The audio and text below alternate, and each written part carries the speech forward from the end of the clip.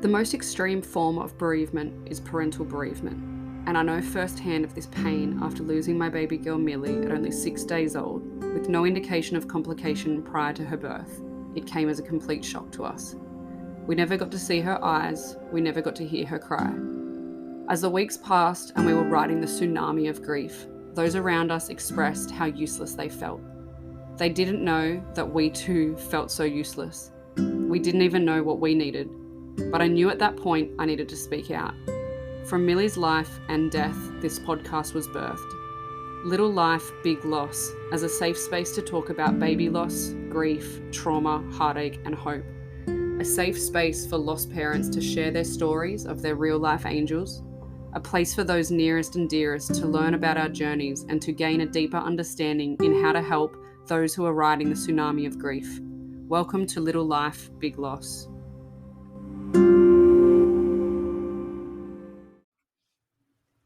All right. I was about to say good morning, but it's good evening for you. We are just about to record episode 8 of Little Life, Big Loss. And today I am joined by a beautiful mama, Kate. She is actually based in Canada, which is so crazy. And Kate reached out to me a few weeks ago on Instagram. She lost her little bubba the same month as us. And we've been chatting, and so we thought, why not jump onto the podcast and share her story as well. So as usual, I try not to know too much about the story because I just want to organically have this conversation and be in the moment. So Kate, my first question for you, and as is the same for everyone, who were you before baby loss, and when did your life change? It's a really good question. Before we had our daughter Nora, I was a girlfriend. I've been with my partner Sean for just shy of 3 years now. And I was a full-time house painter as well. That was my job. Cool. Yeah, a sister, a friend, like so many of us. Yeah. And I was someone who was taken by surprise by our pregnancy. So I wasn't necessarily someone who was in the position to be planning to be a mom anytime soon. And I'm 27, I was 26 when we found out that I was pregnant with Nora, which felt really young to me. I felt like a bit of a teen mom for the longest time. And yeah, quickly, I guess when my life changed was finding out that we were pregnant with her. Having that not have been the plan at all or the trajectory of, the next few years of our lives as we had thought. And just kind of immediately getting that positive test. I actually took 3 in a row because I was just like, okay. Is this real? Yeah. Getting those positives and immediately just feeling like I didn't know how we were going to make it work, but just, that instantaneous, like, motherly protectiveness that I think so many people can relate to. Yeah. Alongside fear, like fear of I was not was not I don't expecting want to downplay this. that at all because that was definitely a factor. Yeah, absolutely. And so how far along were you guys when you found out?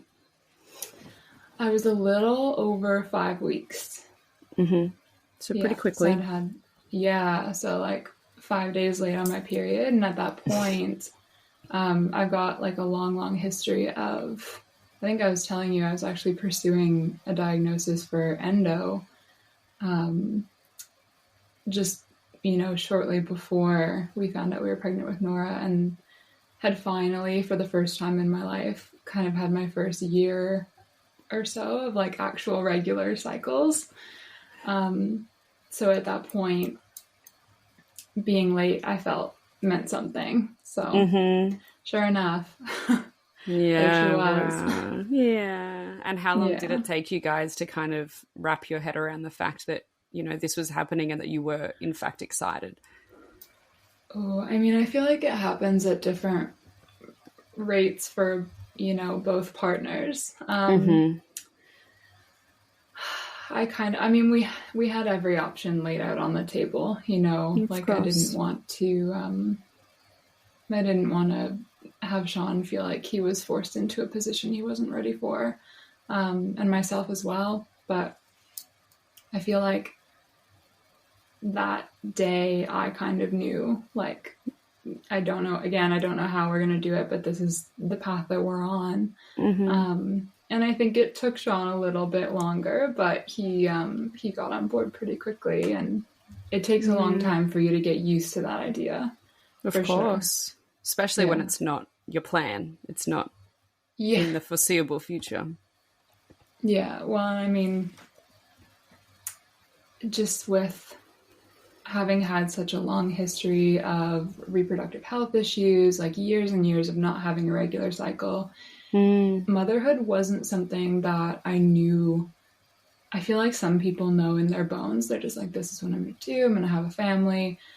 And I didn't know whether that was going to be an option for me. So it really wasn't something that I had sat with in that way. And Sean is 10 years my senior, so he's 37 right now. And he kind of had gotten to that point in his life. Not that that is old by any means, but, you know, a lot of his friends had had kids by then. And he wasn't sure that it was something that was going to happen for him. So, yeah, it was a really big shift for both of us and for our relationship. Besides irregular periods, what else was it that was alluding to the fact that you might have had endometriosis? I mean, just years of like chronic debilitating period pain and all the things that come with that. And you're told for so long you just have bad periods. And then there were the years where I didn't really get one, or it would come every like 3 or 4 months, and that was better because I wasn't in pain, but it was still concerning, you know? So I had actually finally got in to see a gynecologist here in BC. I grew up in Ontario and just sort of got lost in the healthcare system over there, I feel. I finally got in to see a gyno, and he was like, oh yeah, like this is a thing. And I think that you're at the point, you know, going on like 10 years of having had my cycle and have it not be regular or comfortable, if you can say that. I don't know if anyone's as comfortable, but having it impact my life so much. Some people are. I got my IUD put in the other day, and I said to the nurse, oh, is it similar to period pain? And she said, oh, I wouldn't know, I don't get it. And I thought, that blows my mind. Yeah. I only know my life as having excruciating pain. So for me, I was like, wow, I've been told my whole life this is normal, but it's not.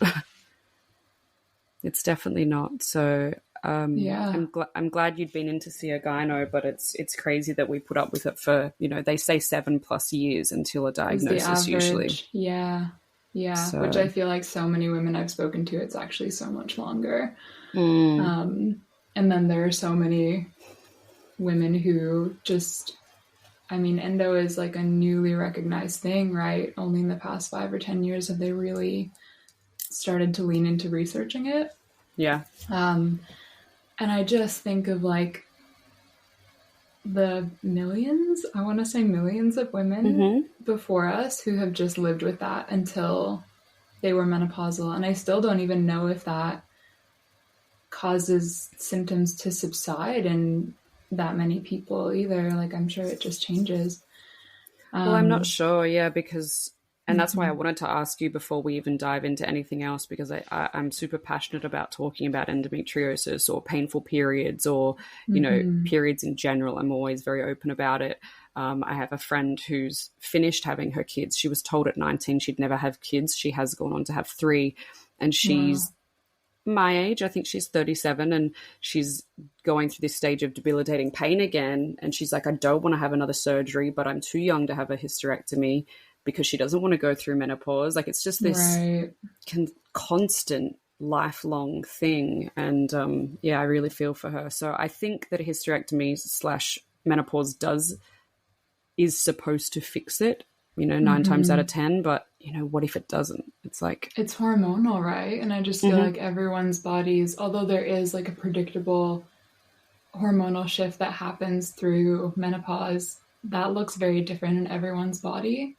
And it's a long time too. Like, it can take you like 5 or 10 years to fully get through menopause, that phase of menopause. My sister has never had painful periods, and now she's perimenopausal, and now she's starting to get painful periods. It's like, what? I know. Can you win? Is anyone winning? I know. Oh my God. Being female, huh? Yeah, it's wild out there. It is. And across the world, it's like hearing your story. I'm like, you're on the other side of the world and you're experiencing the same stuff. Yeah. You know, it's universal. And it is so many more than, what do they say? It's like 1 in 10 or 1 in 15. I think way less. It's so many more. Yeah. Yeah.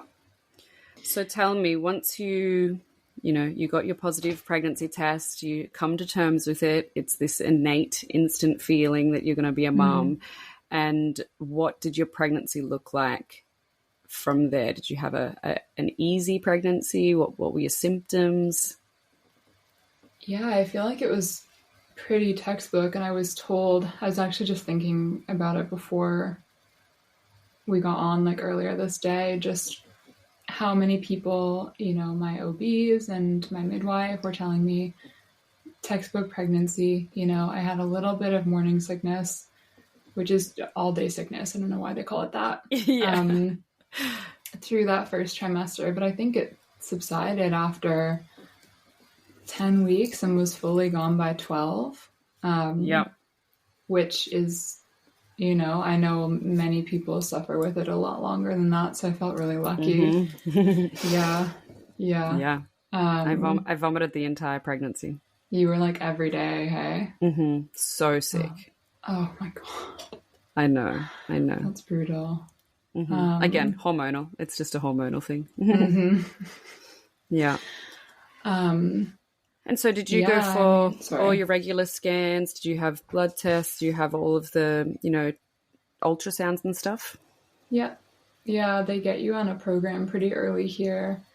So I went in, had my pregnancy confirmed at 6 weeks, which was early. And the reason that I did that was because I was having some pain really early on. This was like, I'm thinking of it now, and it was one of the only things that was like kind of an outlier. And within that first like 12-week window, as soon as you start reading anything, they're just like, oh, well,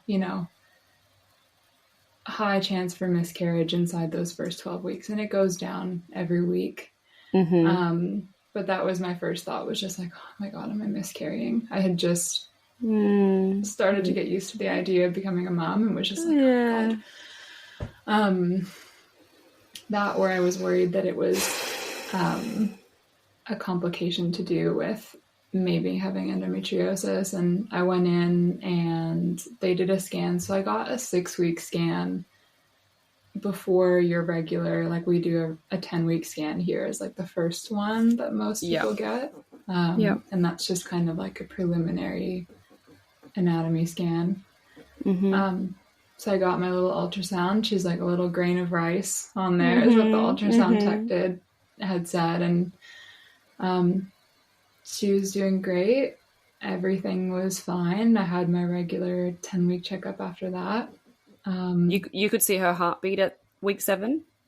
Week 6, week 7 is week 6, week 7 is when they normally can find the heartbeat. I remember it being a tiny flicker on the screen. Just tiny, but yeah, it's like that feeling is so crazy when you see that. But yeah, everything was really good other than that nausea, which was, to be expected. I know some people don't get it. Some people get it horribly. And the rest of it, like, we pretty well sailed through. I worked, like, house painting is a manual labor job. I worked until I was 37 weeks. Wow. And was fine. Like, got really achy toward the end with all the regular aches and pains of pregnancy. And I wasn't, like, comfortable anymore by that last week of work, for sure. But you're like trying to hold the belly up. You're like, oh, it's heavy. Oh my God. I had overalls to do that. It was just like suspended. Which they were like, I couldn't even do up the side buttons by the end. It was not a very cute look, but we got I was about to say it would look so cute, but oh my God. I think it was cute, like, second trimester. I felt really cute. And then by the end, I was just like, oh my gosh. I didn't get too big. I felt like everyone was saying I was looking so much smaller than I was. How far along I was, just because I'm quite tall, so I carried really high. Yeah. But yeah, I think all the regular scans and things, everything was good. I ended up going for one, like, extra non-stress test. I think I was around 30 weeks or so. I was dehydrated. I had, like, come in to a doctor's appointment at like 5 o'clock after work. I had smashed out an extra day on my week, so I was only working 4-day weeks this whole time. And it, like, I knew, like, I was like, I'm not in the best of shape right now. So yeah, baby's heart rate was high, and they were just, they worried, sent me for that. Everything was good. Yeah. And then we also had an extra growth scan, and this was the same OB that had ordered it, and she ended up actually being the one who was there when I went in to hospital when I was in labor. And I kind of felt like, she sent me for this extra scan, had to take time from work. I was just like, I don't think it's necessary. Like, I know she's good. She was moving a ton, and, like, she was like, I feel... The doctor was saying, it's probably just that she's really curled up in there. That might be why you're measuring a little bit behind. It was only like a week or two. And that ended up being the case. Like, everything on the ultrasound was fine. They're like, she's great. She's growing. So yeah, no concerns other than that through to the end. It was textbook. And so, I'm just curious. When did you find out that it was a girl? Did you have, like, a gender reveal, or? We didn't, not formally. It did happen toward the end that my midwife had kind of let slip. Like, she said she a couple times. Oh, no! And we were very adamant the whole time. Like, my mom had 4 kids and never found out with any of us. And I just felt like that was the thing to do. I thought it was really cool. Yeah. I would just tell people, like, it's one of the last true mysteries that, we can have in this life anymore, in a world where you can know anything.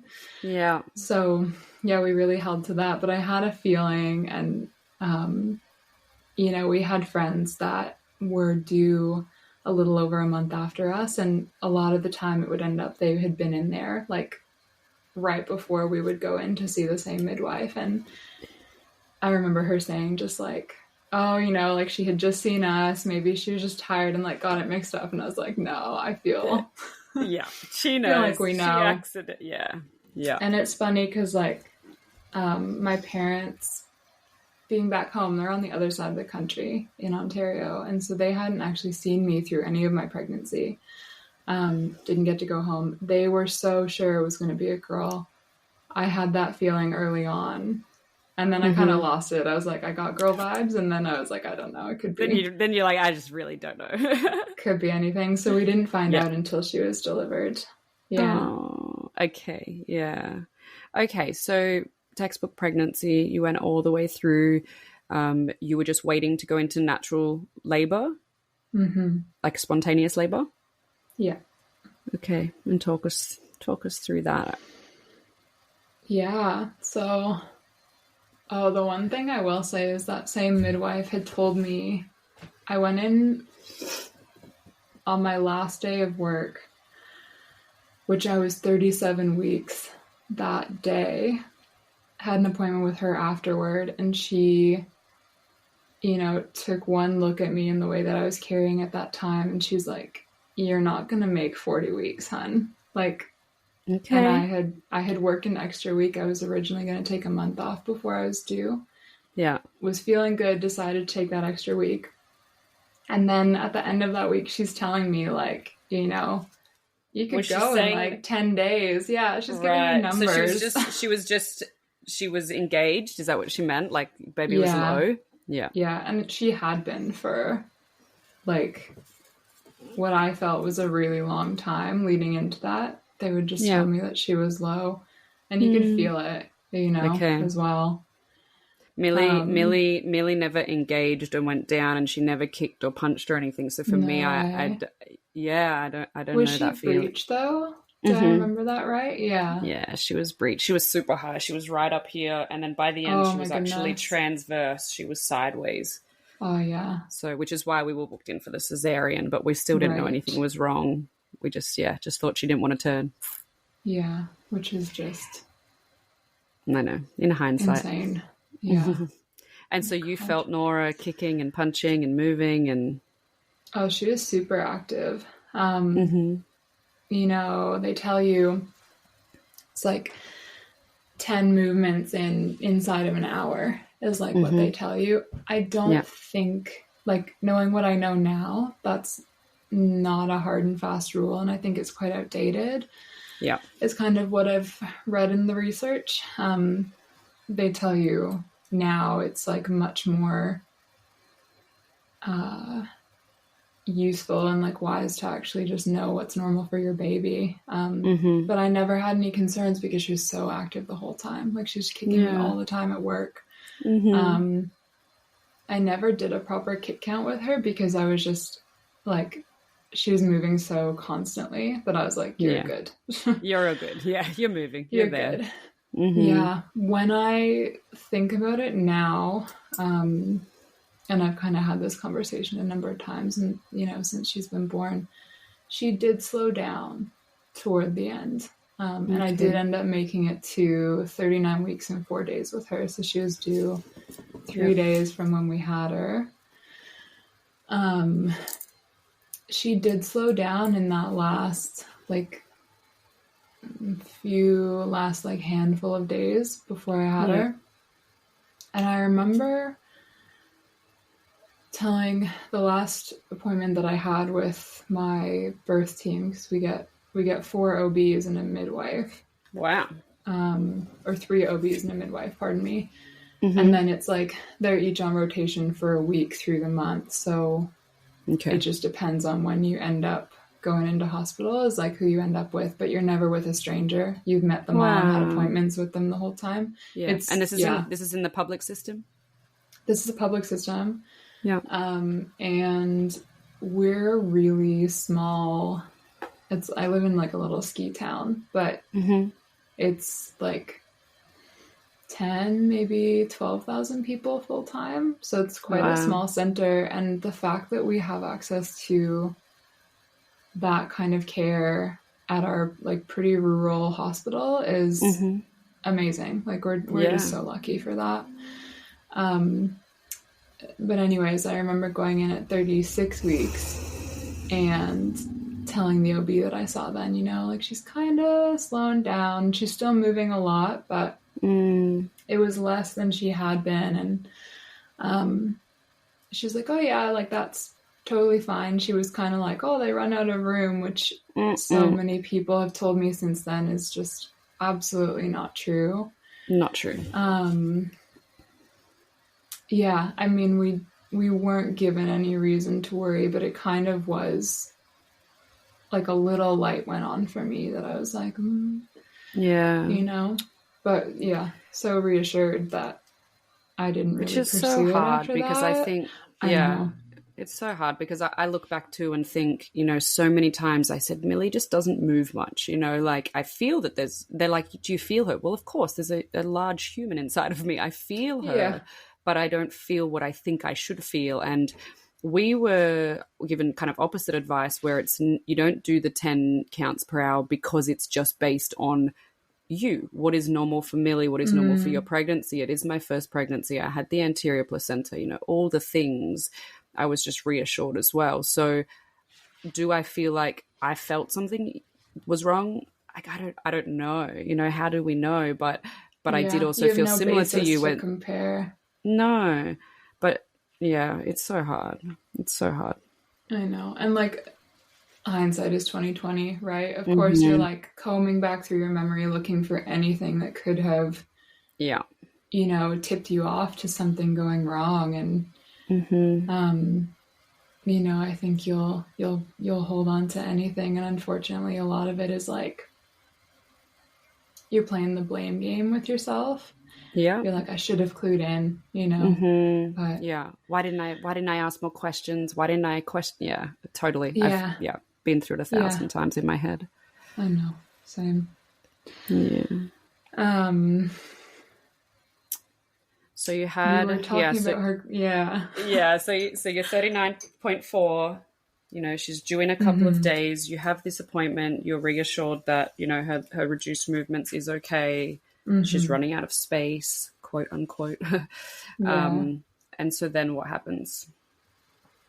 So, finished up work, which was, I was feeling it by the end of that, and ended up having like a little over 2 weeks that I was able to just finally sit and do the nesting that I want to do, and just like washed all the clothes and folded them and put them away. We got our room set up. We live in like this little rental, and so her room was going to be our room as well for, until we could find a bigger place. And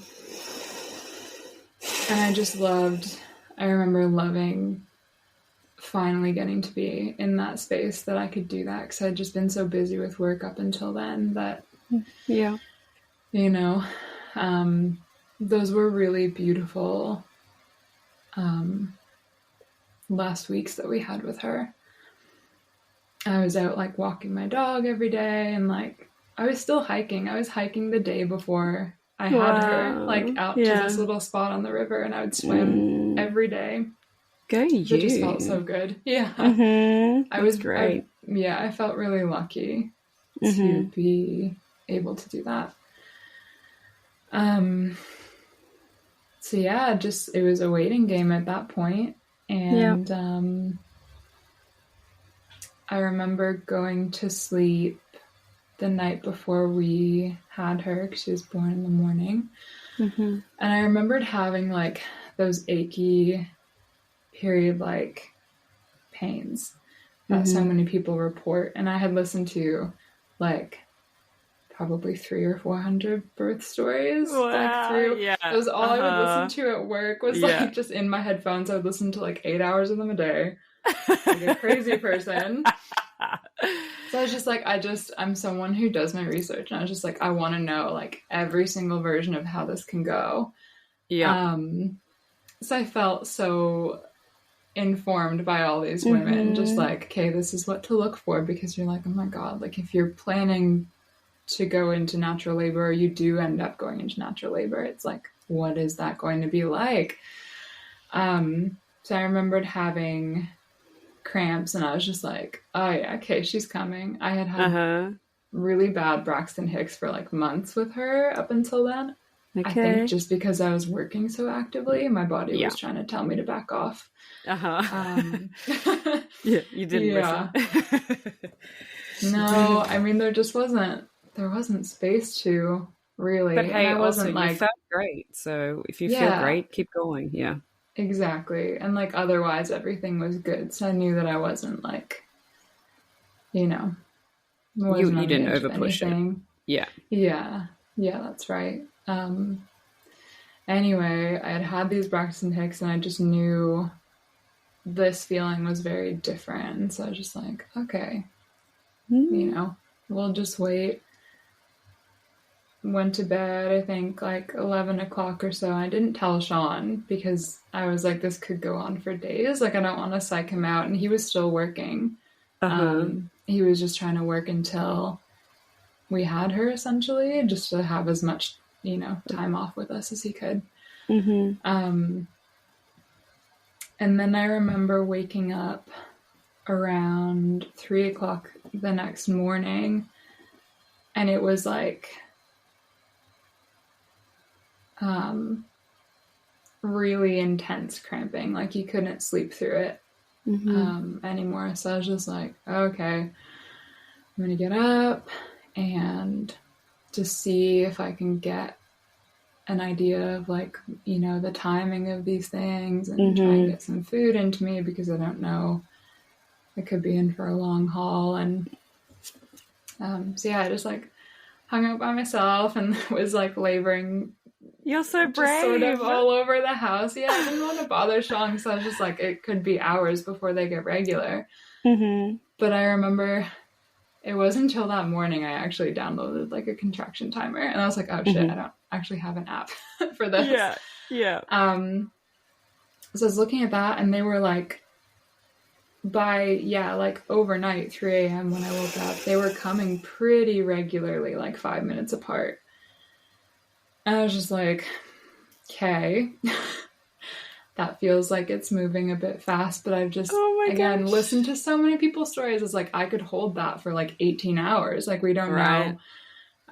So I had a little bit of breakfast, and then I was like bouncing on my birthing ball and timing them just in the dark by myself.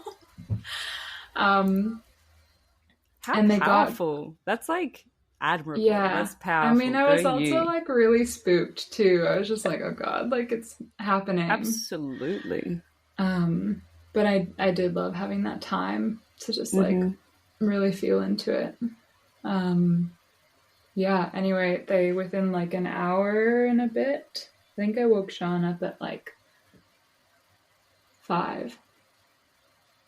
Yeah, it would have been like 5 o'clock, because I was just like, okay, they're like they're coming closer together. They were like 4 minutes, 3 minutes, and I was like, okay, maybe, because like the 2 hours feels like really fast for it to progress to that point. And I was kind of like, I feel like I just want to go in and get checked and let them know that we're coming, and today's probably the day. So I woke up Sean, and we got some things together. I had like a bit of a hospital bag packed, but not everything. So we were just like, oh, okay, throw all this stuff together. And we headed in, and I just remember we live across train tracks, and there's like, just any time you're trying to be on time for anything, living where we live, inevitably there is a train. And like all leading up until Nora's birth, I was like, I just know there's going to be a train the day that we have her and we're trying to go to the hospital. Because like, I just know it. What, you can't drive through? Like, can you not drive through the train? There's a way around, but it's like a really bumpy, unmaintained dirt road. And I was like, there's going to be a train, and I'm going to be in labor, and we're going to have to like fly over all these bumps. Oh my gosh. But there wasn't a train, and I was just like, okay, cool. Yay, thank you. Everything is like happening in the best way possible. And, you know, we drove up to the hospital, small town. We live like maybe 6 or 7 minutes away. And just like hanging on all through that ride, and the sun was coming up, you know, it was like a beautiful summer morning. The mountains all turned pink, and I just remember looking at Sean and being like, you know, today's our baby's birthday. Oh my gosh. Oh, honey. Yeah. And it was her birthday.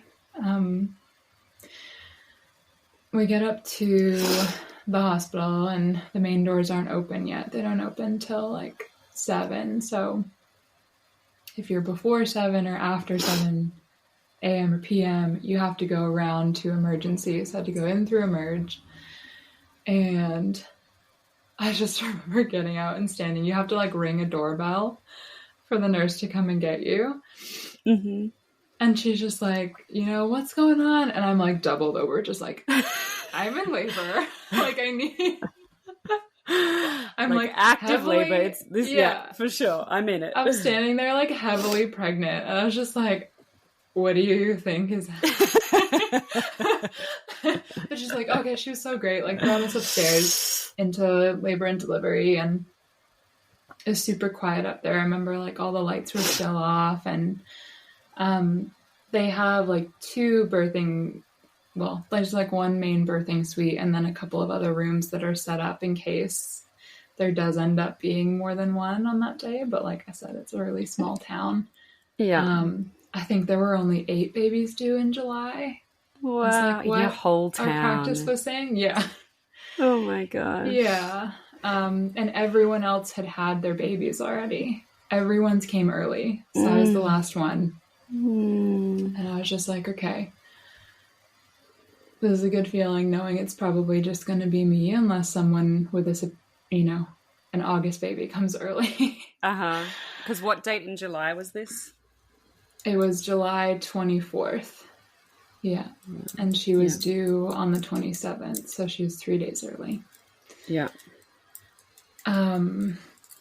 We get up there and I was like, walking down the hallway, I had to stop a couple times to breathe through contractions. I just remember one of the nurses saying, like, she's kind of doing intake questions with me. And she's like, is this your first baby? I was like, yeah. She's just like, you are breathing through it. Like, this is not your first baby. She's like, you sound like a pro, you got this.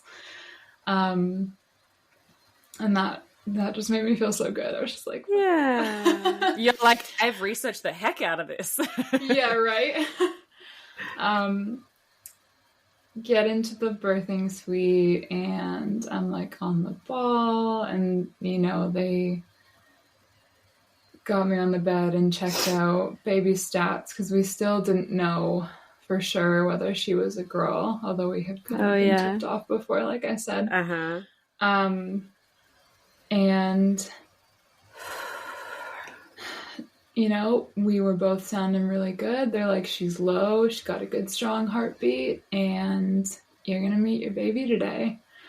So they timed my contractions, and they had them come in like 4 minutes apart and pretty consistent. They were like 30 seconds to a minute long. So, my body was doing really good work.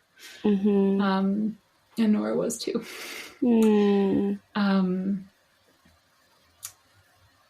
So we hung out there for a little while, waited for my OB to get there because they call them in, right? Like they're not just like hanging around.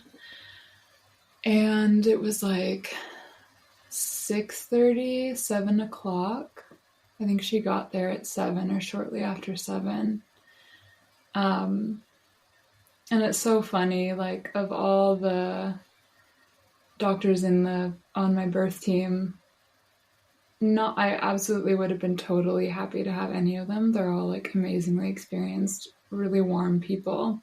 But I definitely had 2 others that I had, like, really hoped for, and we missed their shift by, like, a day. Like, I was like, I'm going to have Dr. Rennie, who is so wonderful. And, like, looking back, I am so glad that it was her.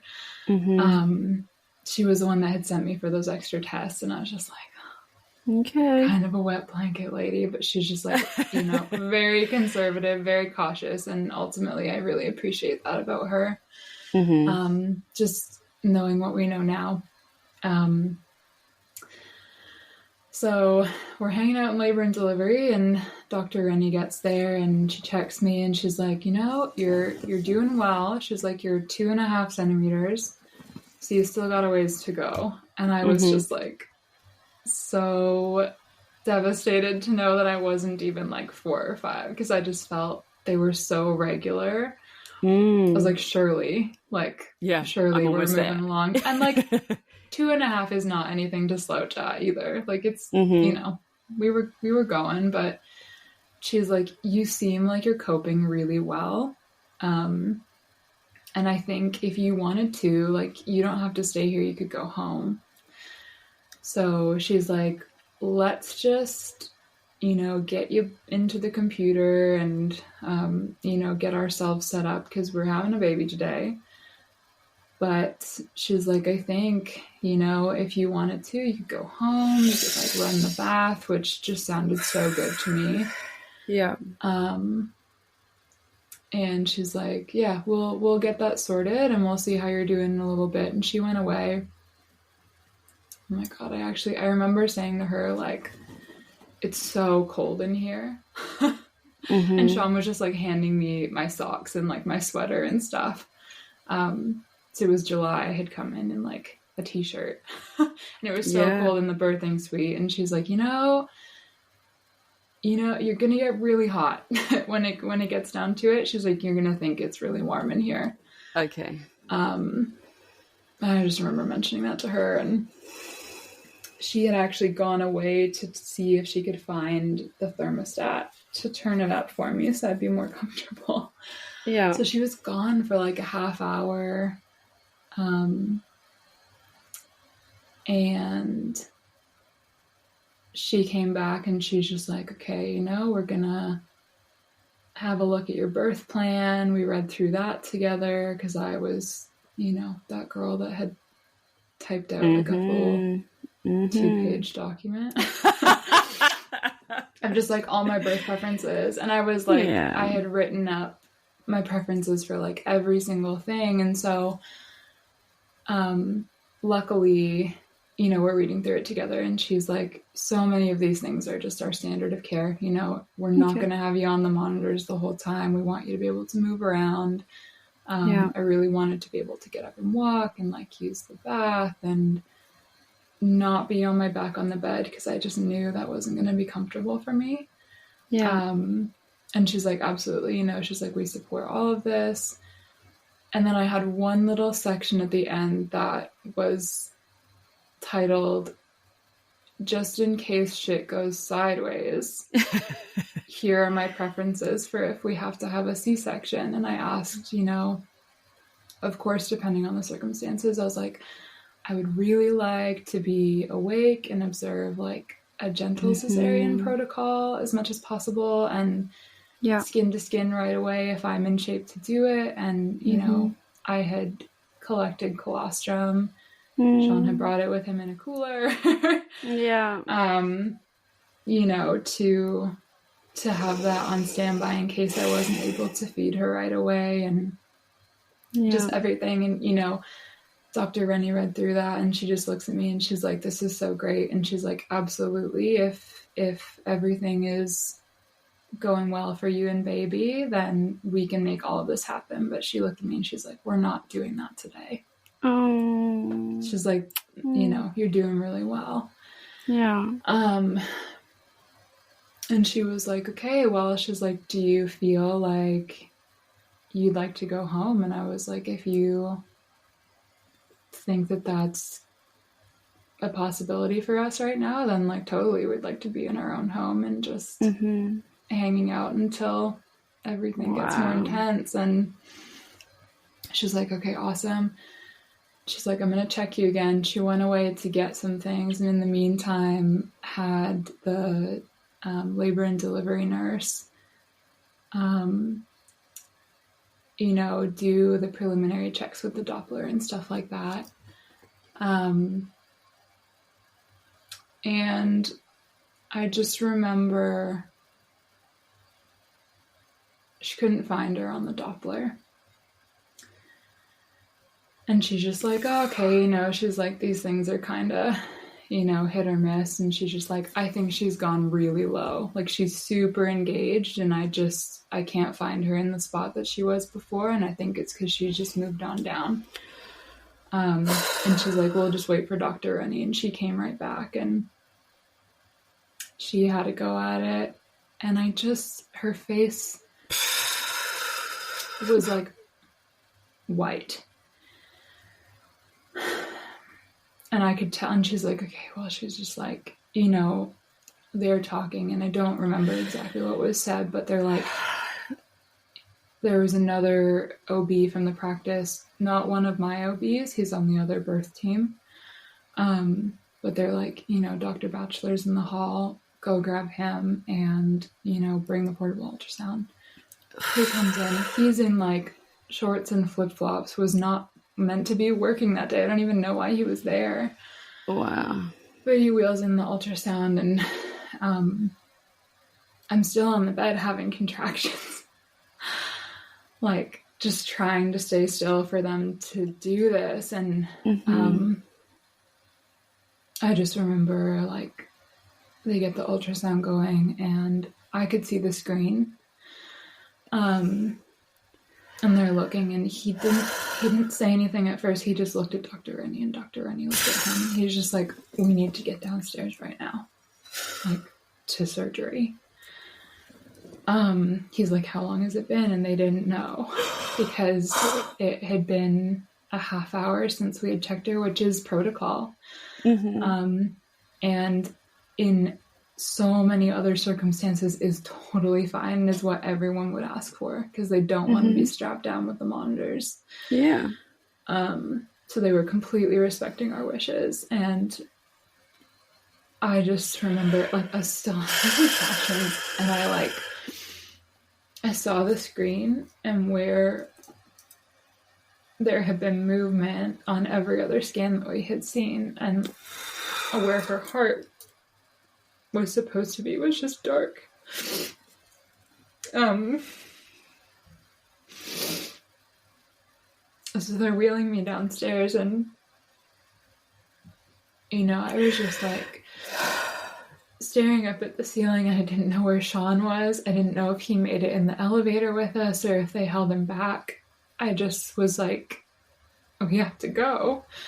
Oh gosh. We got down to surgery, and I remember they wheeled me into one OR, and then they're like, no, we have to, you know, other one. And they backed me out and wheeled me into the other one. And they're like stripping me down, and nobody was talking to me. Like, I knew what was happening, and I was just like, everything just felt so out of control. And I just remember thinking, like, this is not the way it was supposed to go. This is not the way that this is what we're doing. And, you know, they had like rolled me onto another, like, a surgical gurney, and they're like putting the arm boards down and, you know, strapping me to it. And the first time anyone said anything to me, there was this beautiful nurse just like standing at my head and stroking my hair, and she's just like, you know, I'm with you. And she's explaining, she's like, you're gonna have a C-section, and, you know, we're gonna do the best we can. She's like, I'm here with you. And she's just patting my hair. And then I think it was the anesthesiologist came. I remember her being beside me over here, and she's just like, she knelt down and looked me in the eye, and she's just like, she's like, oh, you're still having contractions, aren't you? And I was like, yeah. And I was trying to stay still, because they're like putting monitors on me and sloshing the iodine across my belly. And she's like, okay, she's like, I think we have to put you out for this. Like, she's like, I don't think, she's like, we don't have time to wait to see if an epidural will take. Like, she's like, we just gotta put you out. And I was like, I remember saying to her, I was like, okay, let's do it. Like, let's do it. That's what I said. And she sounds so silly now, but that was all I could say. And it was like,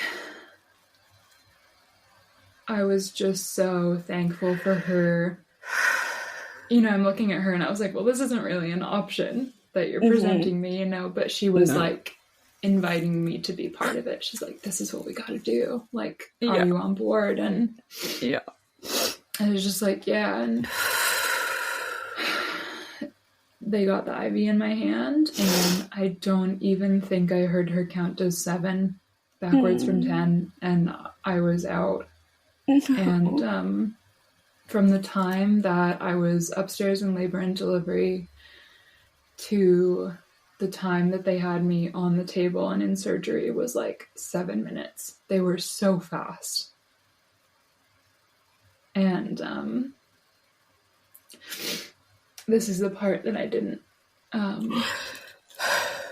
learn about until later, obviously, because I was out.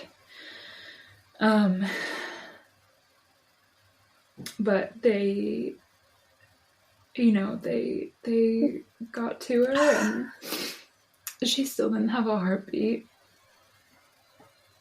And they worked on her for like 45 minutes.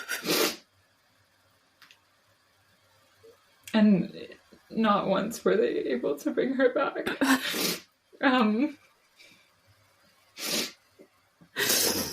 Sean told me, because they brought him in after they had delivered her, and they made the decision to bring him into the OR and just have him be there so that he knew what was going on, because I guess he had just been sitting outside, like, and he told me he was just waiting to hear her cry. And he never did. They brought him in, and they had her on the resus table and they were working on her, and he said there was I guess it must have been a whiteboard that said, like, heart rate at time of birth was 0, and they had the timer going, and it was already at like 10 minutes when he got in there. And he saw me, like, open on the table. They hadn't even closed me up yet. I know, like, I can't even imagine what that was like for him.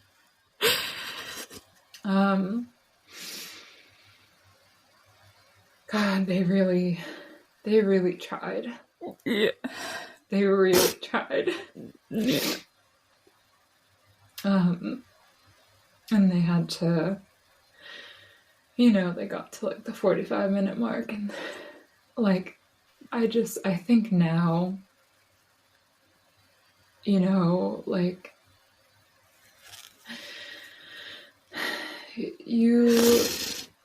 brain damage is incurred after 4 minutes with no oxygen. Yeah.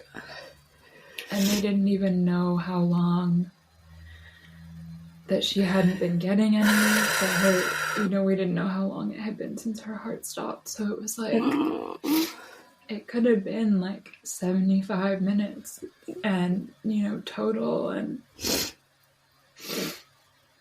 there just wouldn't have been anything left. Yeah. And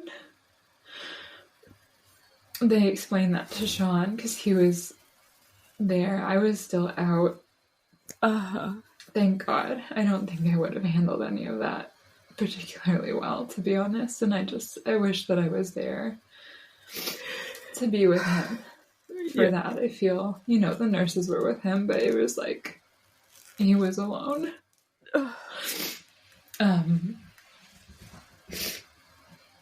And they had to ask him his consent to stop their efforts.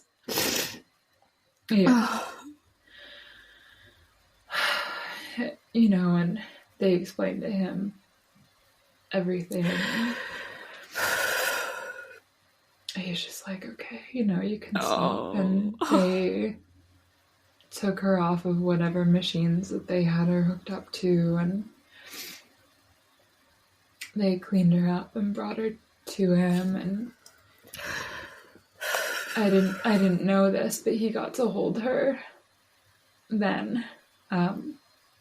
The first time that we saw her together, I thought had been the first time that he saw her, but it wasn't. Yeah. And I have these photos that the nurses took of him holding her. And he's like in his like scrub cap, and they had given him like a lab coat to wear, and He just looks so heartbroken.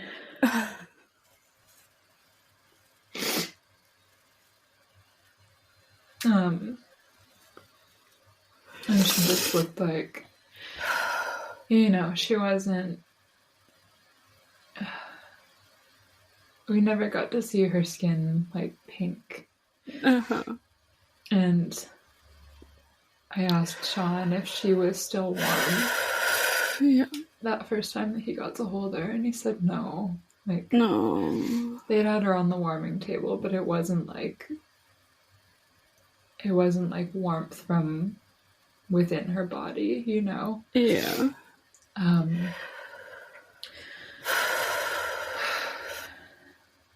So she just looks like a little porcelain doll in those photos. Yeah. And I don't know, like, I don't actually know, properly, like, how long it had, I don't know how much time had really passed from the time that she was delivered to when I woke up in recovery. She was born at 8:57. Is the time that they had written down, and I guess I think I woke up around like 10:30. Yeah. So I'm missing that huge chunk of time. Yeah. Which still feels very weird, but you know, like I said, there wasn't anything for me to do. Yeah. And they did it for the safety probably of yourself, and yeah. And I mean, yeah, just like not being able to move or to do anything and being awake for that, you just feel so helpless. We already feel so helpless, but yeah, like that is I just picture Sean walking, like I picture him waiting for her to cry, and then him walking in, and he sees his, you know, his girlfriend, his love, his partner on the table, like unconscious and cut open, and then his baby. Like, it's just, that is what nightmares are made of. Like, that's awful in every sense. How has Sean been?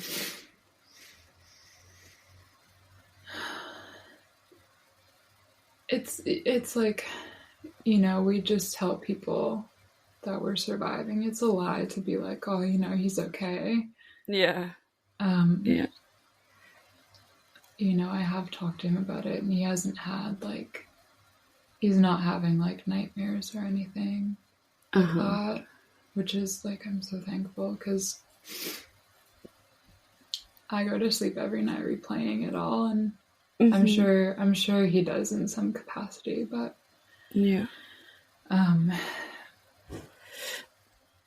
I think for a mom, sorry, you continue, you go. No, that's okay. I did speak to my OB, the one who was in labor and delivery with me, Dr. Rennie. I met with her a few weeks later, and she just was like, you know, I talked to her about a little bit of what Sean had been able to tell me, because it took him a long time to be able to speak about it. And I said, you know, can you fill in the gaps for me in his part of the story? And she did, and gave me a little bit of a better idea of the timeline of things. And she just looked at me and she said, I hope that was the right decision, was, you know, to bring him in there. And I know that it was awful. I know that he was glad to be there. You know, he couldn't do anything, but he felt like he's doing more than just sitting outside the doors, not knowing. Totally.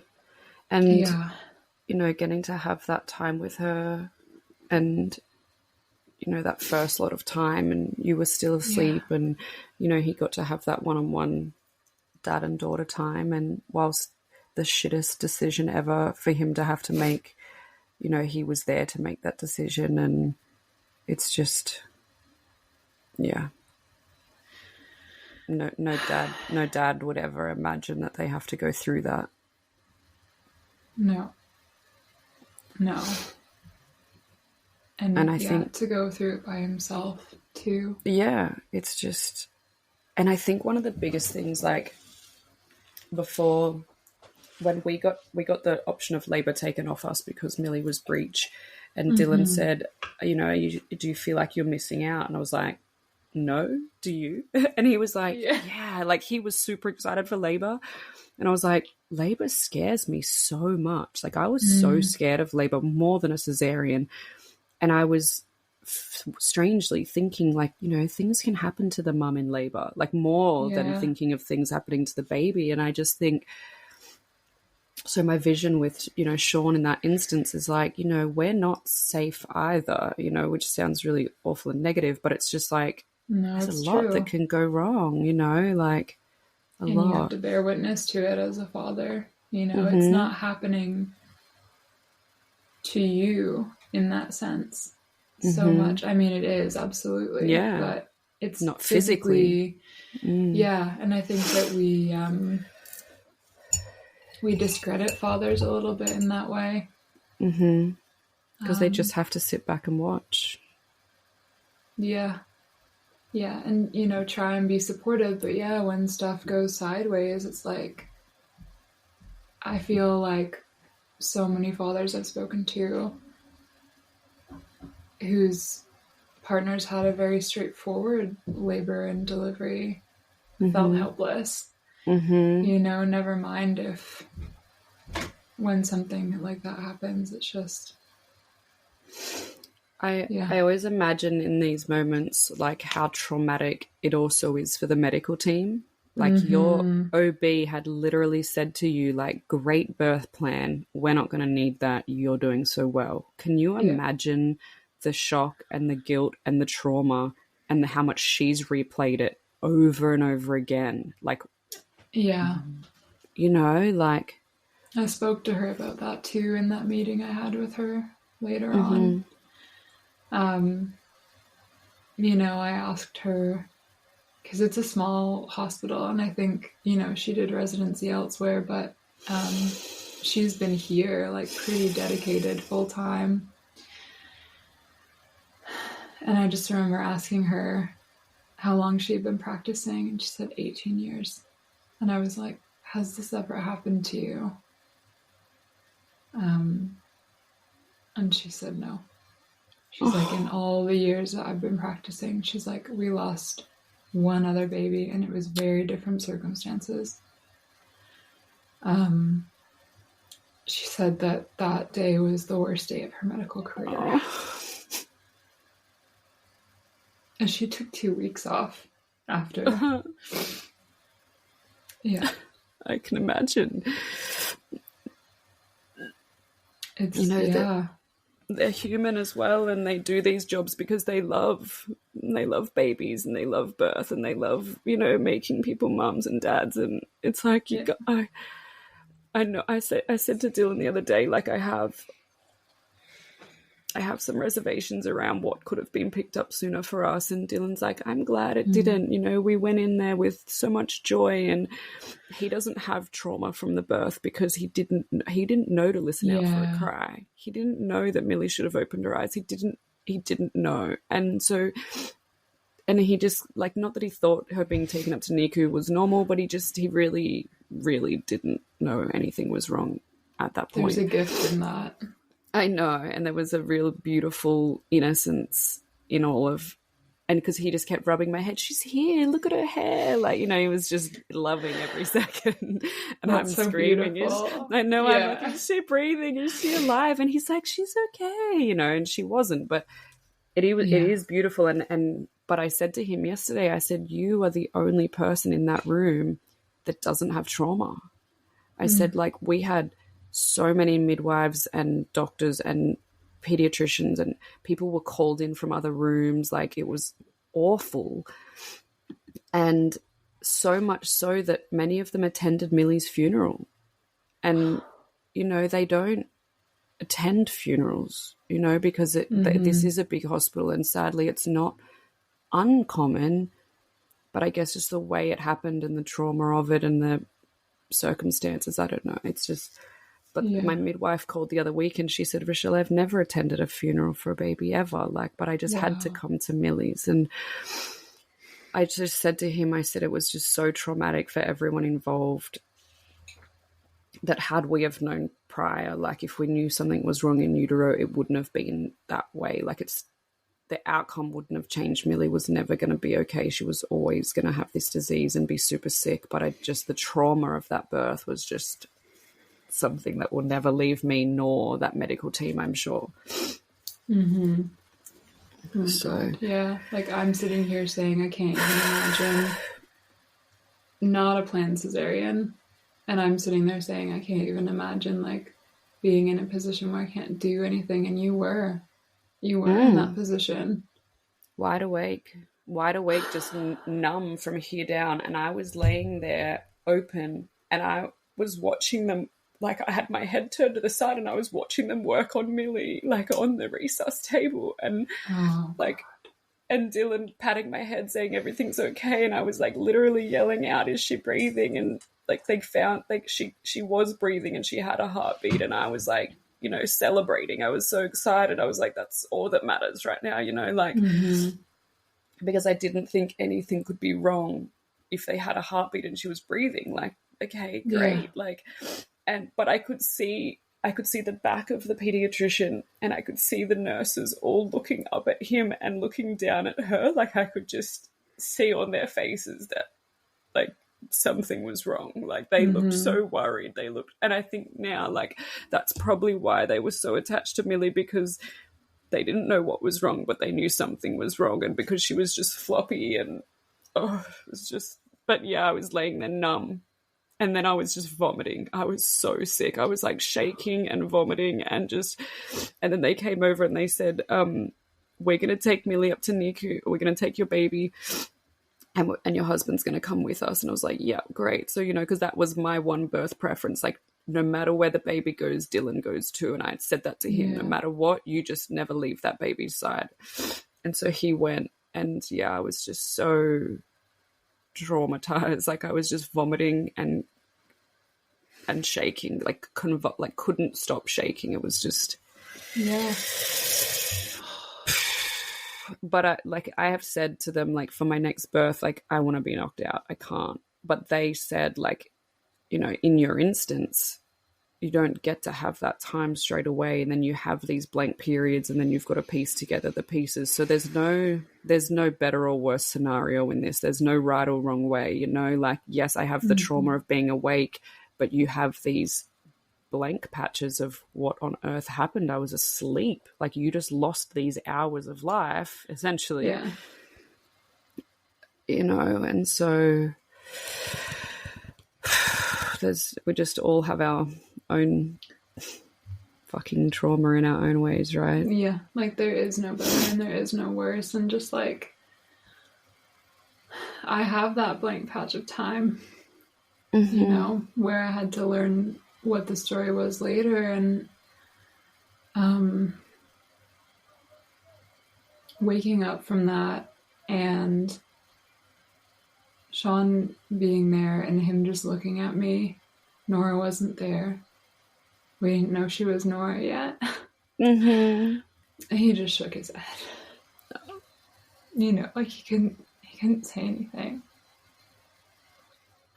And because when you got put to sleep, you were just getting wheeled in for surgery. You knew that something was wrong, but like, you just think you're going to wake up and she's going to be there. Like, she had no heartbeat, and because we didn't know how long she had been gone for, I still had hope. Of course. And I went out with that, holding on to that bit of hope.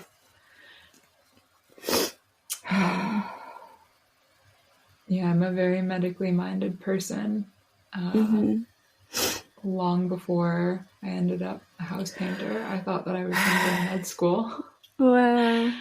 So I had studied, and I know more or less the odds for these things, and what it can look like if someone's not had a heartbeat or been receiving oxygen for some time. And I just was like, please God, like let her be okay, and like whatever it is and whatever it ends up being, like we'll deal with it. We'll figure out how to handle it. And just like never in my wildest dreams were we not going home with her. And I mean, it's a small hospital. We don't have a NICU. Yeah. But I was a very incredibly low risk. 27. Literally up until perfect pregnancy. Yeah. Like absolutely no inkling of any sort of trouble. There were no signs for this. And I think that's part of what is so like uniquely fucked up about it. Sorry for swearing. I'm like, can I swear? You can totally swear.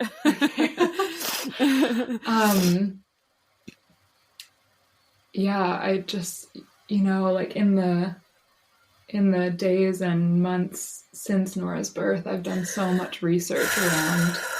She was technically a stillbirth. This does happen. It is often when it's a stillbirth that occurs in labor. It's due to a cord accident or, a knot, cord compression. There not being enough vessels all along, and it just turns out that when they need that extra burst of oxygen and energy, they can't get it. Fuck. Placental abruption is like a big one when it happens in labor. We had no signs of any of that. There are no signs whatsoever that she was in distress. And I remember before we were able to see Nora, I remember Dr. Rennie coming when I was still in recovery, and Sean was with me, and she, let me know everything that Sean couldn't say at that point, and that she had never regained a heartbeat. And she looked at me and she's just like, I'm so sorry, like this just sometimes happens. And she's like, we don't know why this happened, but she's like, looking at everything, they sent away my placenta to pathology, but having had a cesarean, they were able to like really get in there and take a look at everything. And she said there were no signs that she was in distress. Nothing is wrong with your placenta. It was perfect. It was like, and she's just like, this happens and we don't know why. There's no fucking reason. There's no reason. And she's just like, she's like, I just want you to know that this isn't like a case for the coroner. She's like, this just has happened to you guys. And so they didn't suggest an autopsy? They did. We were absolutely warranted one if we chose to get one. Yeah. And that was just like, God, there are so many decisions that you're anticipating that you're going to have to make as a mother, as a new parent, and that is not one. Yep. In no way do you ever think you're going to have to make that decision in your child's life, let alone on the day that you're supposed to meet them. So we were offered one, and Sean and I just looked at each other, and I was just like, I remember thinking, she's just so small. Mm-hmm. She was 7 pounds on the dot. So she wasn't a little girl by any means. And, but she was so small. And like, I was like, she just, you know, we got to see her and her little body was so perfect. She was so perfect. And I couldn't emotionally, I just couldn't handle the thought of somebody rummaging through her little body looking for answers. And I know absolutely that it would have been done respectfully. I have no doubt that she would have been treated with utmost respect, but I just couldn't.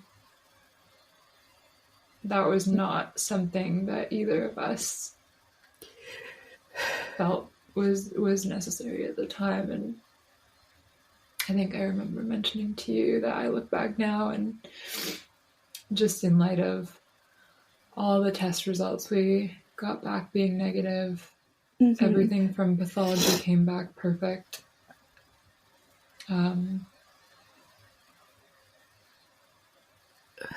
It very likely would have been inconclusive.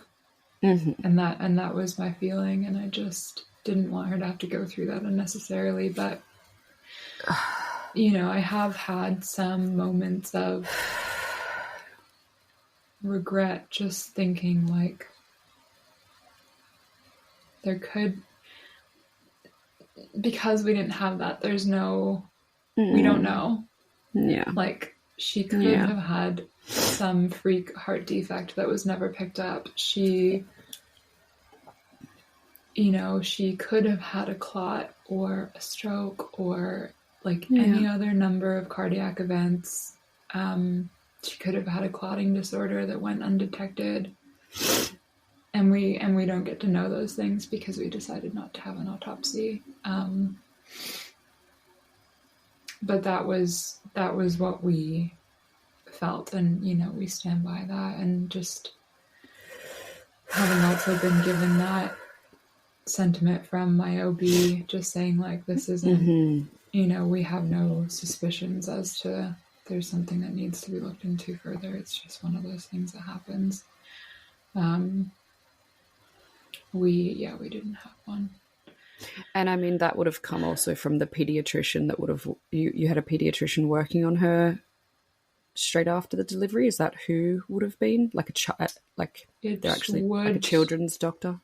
Yeah, in our practice, like the physicians who deliver babies, they're GPs. They have obstetrical training, and they're trained in like maternal fetal health.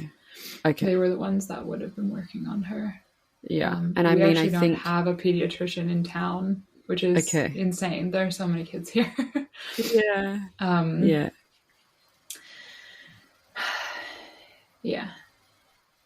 But I mean, that doctor would have had enough, I would assume, enough knowledge and experience working on her to know that, you know, had she have had a stroke or had she have had something else, they may have noticed that with all of the things they were doing whilst trying to revive her. So, correct. Yeah. You know, I know that when Milli came out, I asked my OB at what point did you know something was wrong, and I thought it was because she was floppy, and he said it was actually the shape of her head.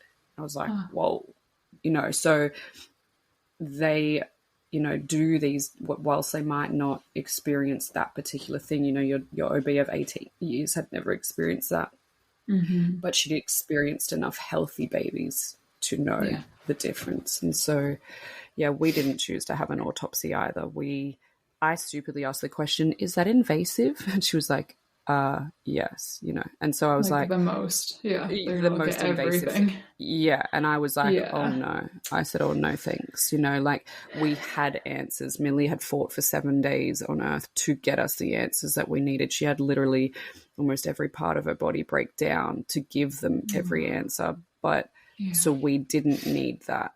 But I really didn't want that vision either. You know, that wasn't an option for us. And like you said, in your heart, you felt like it would have come back inconclusive anyway. And it was the right decision for you guys. Yeah. Yeah. I was going to add just like, I've done so much research since Nora was born. And first of all, you know, I feel like you don't know the statistics for miscarriage until it's happened to you, or until you're in that kind of early pregnancy bubble and you realize what all of your greatest fears can be. But I had never heard, it's 1 in 160 pregnancies in North America. I think the stat is very similar for Australia as well. Far out. Wow. And it's less than 1%, but that is a staggering number. Yeah. That's a staggering number. And, you know, of those, it's less than 30%, I believe, occur during labor. So not uncommon, but not terribly common either. And of those, like 50%, they have absolutely no reason as to why it happens. I just don't and understand. That's like regardless of autopsy or not.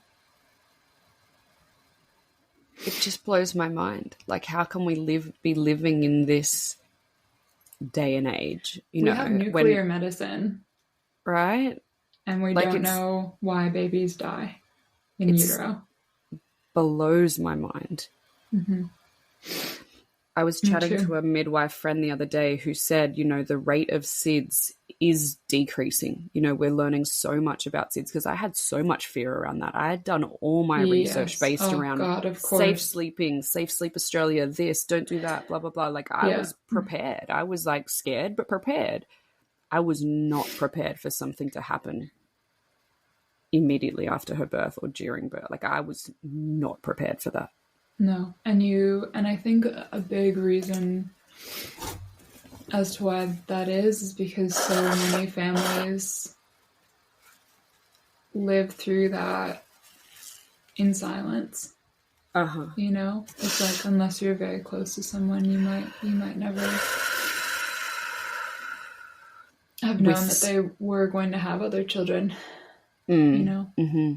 There have been people that have come forward since we had Nora and said, you know, like, oh, our first two we lost in similar circumstances, or, you know, second trimester loss, and we were just like, we had no clue.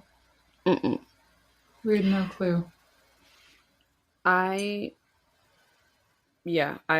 have a family friend whose mum reached out to me, and she kind of adopted me when I was a teenager, and she said, you know, and I still remember growing up knowing my friend had an older brother who had died of SIDS, and she flew up here to a different state for Milli's funeral, and she just said to me, I'm with you.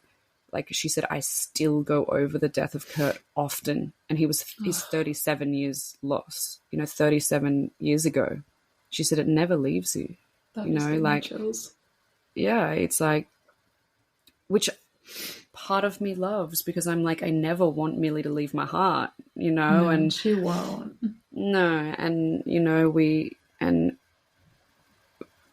just, for me, I was like, you know, and she said 37 years ago, people didn't talk about it. You know, it was shamed to talk about it. And she said, I love what you're doing. She said, I wish this was, you know, a podcast and people talking so openly was around 37 years ago, because I would have felt so less alone. But I'm in shock at how many of us are going through this. Like, your little Nora passed away 4 days after Milli. It's just like, how that statistic that I cited you, 1 in 160, that is, I think, 25 babies in the US every day, and in Canada it's 9. So the day in Australia it's 6. In Australia it's 6. So the day that you birthed Nora, the day we birthed Nora, statistically, 8 other women became me. Ugh. And I just can't, like, never heard of it before. And, like, stillbirth claims more children's lives than SIDS, than guns, than car accidents, common cold and flu, childhood cancer combined every year. And yet we don't talk about it at all. Yeah. And yet we're so fearful of all those other things. Yeah. Like, you know, Dylan, we're traveling to the US next week, and Dylan's mum's like, I'm so scared of the guns. I'm like, dude, we'll be fine. Oh my God. Like, that's funny that you say that, because we took a trip to Montana, which is like just across the border for us. I had never been, and it's quite yeehaw down there. Yeah. And we were just like, I was like, you know, like, we're going to be camping out. And I was like, we might stop and like camp in a Walmart parking lot here and there as we're like passing through. And I was just like, people could shoot us. And, you know, very fortunately, Sean and I traveling down there, you know, we're not scruffy looking or anything. We're not doing sketchy shit. And we're the right color that people will leave us alone. And which is just like so messed up, but yeah, no, it's real.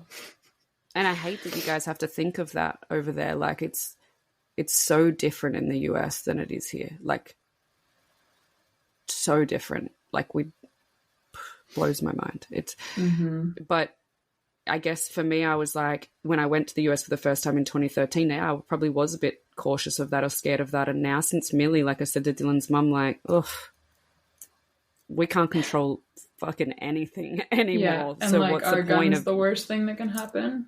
Yeah, like because the worst has already happened.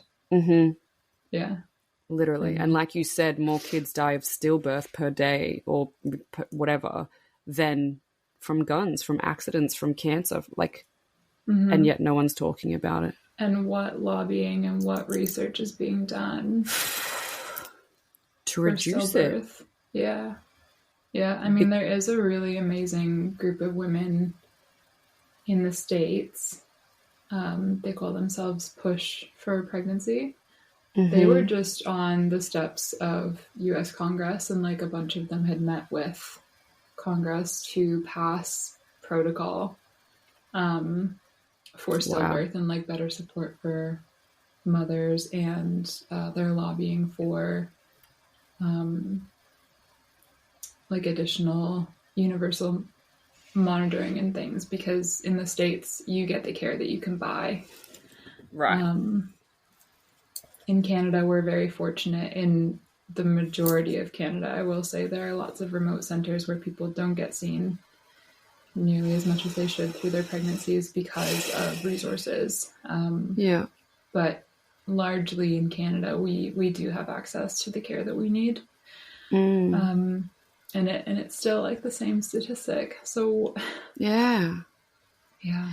And then there's so many people who are scared of monitoring. Like, you know, I don't want to be on monitors, or I don't want to have these scans, or I don't want to. And so it's like there's all this, I guess, miseducation, or I don't know. I just, maybe it's just lack of conversations. Yeah. And I don't want to,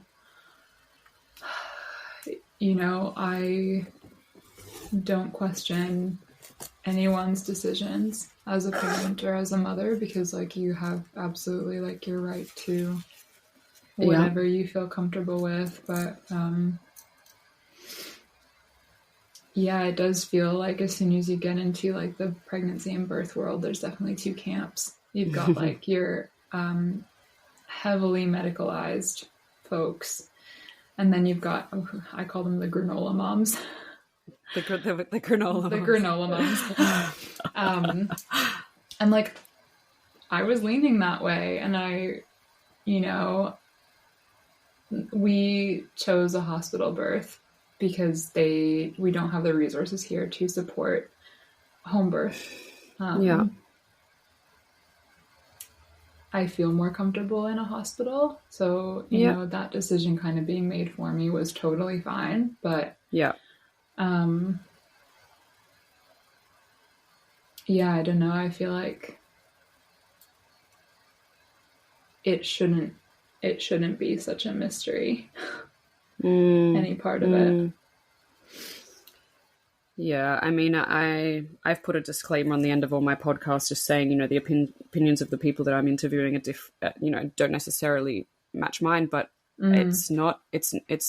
I said to this girl that I interviewed, 2 episodes ago, she was opting for a home birth. She'd had 5 vaginal births. She'd had 5 babies. Nothing had ever gone wrong. So her 6th baby, she's like, I'm doing it at home. I've got a midwife. I'm good. What was to think that anything would be any different? And then she went in for an anatomy scan, and it came out that her baby was not okay. And the rest of her pregnancy and birth ended up extremely, medical. But I was always like, oh my gosh, I would only ever be in a hospital. Like when you said you went into labor and they were going to send you home, I was like, oh, I would just want to be in the care, but that's just me. Like, it's like, everyone has their own, there's a lot of people who have been burnt by the hospital. So they want to be in home because they're scared. It's like, people have had traumatic hospital births and they're like, that is the last place that I want to go. Of course. And I don't think,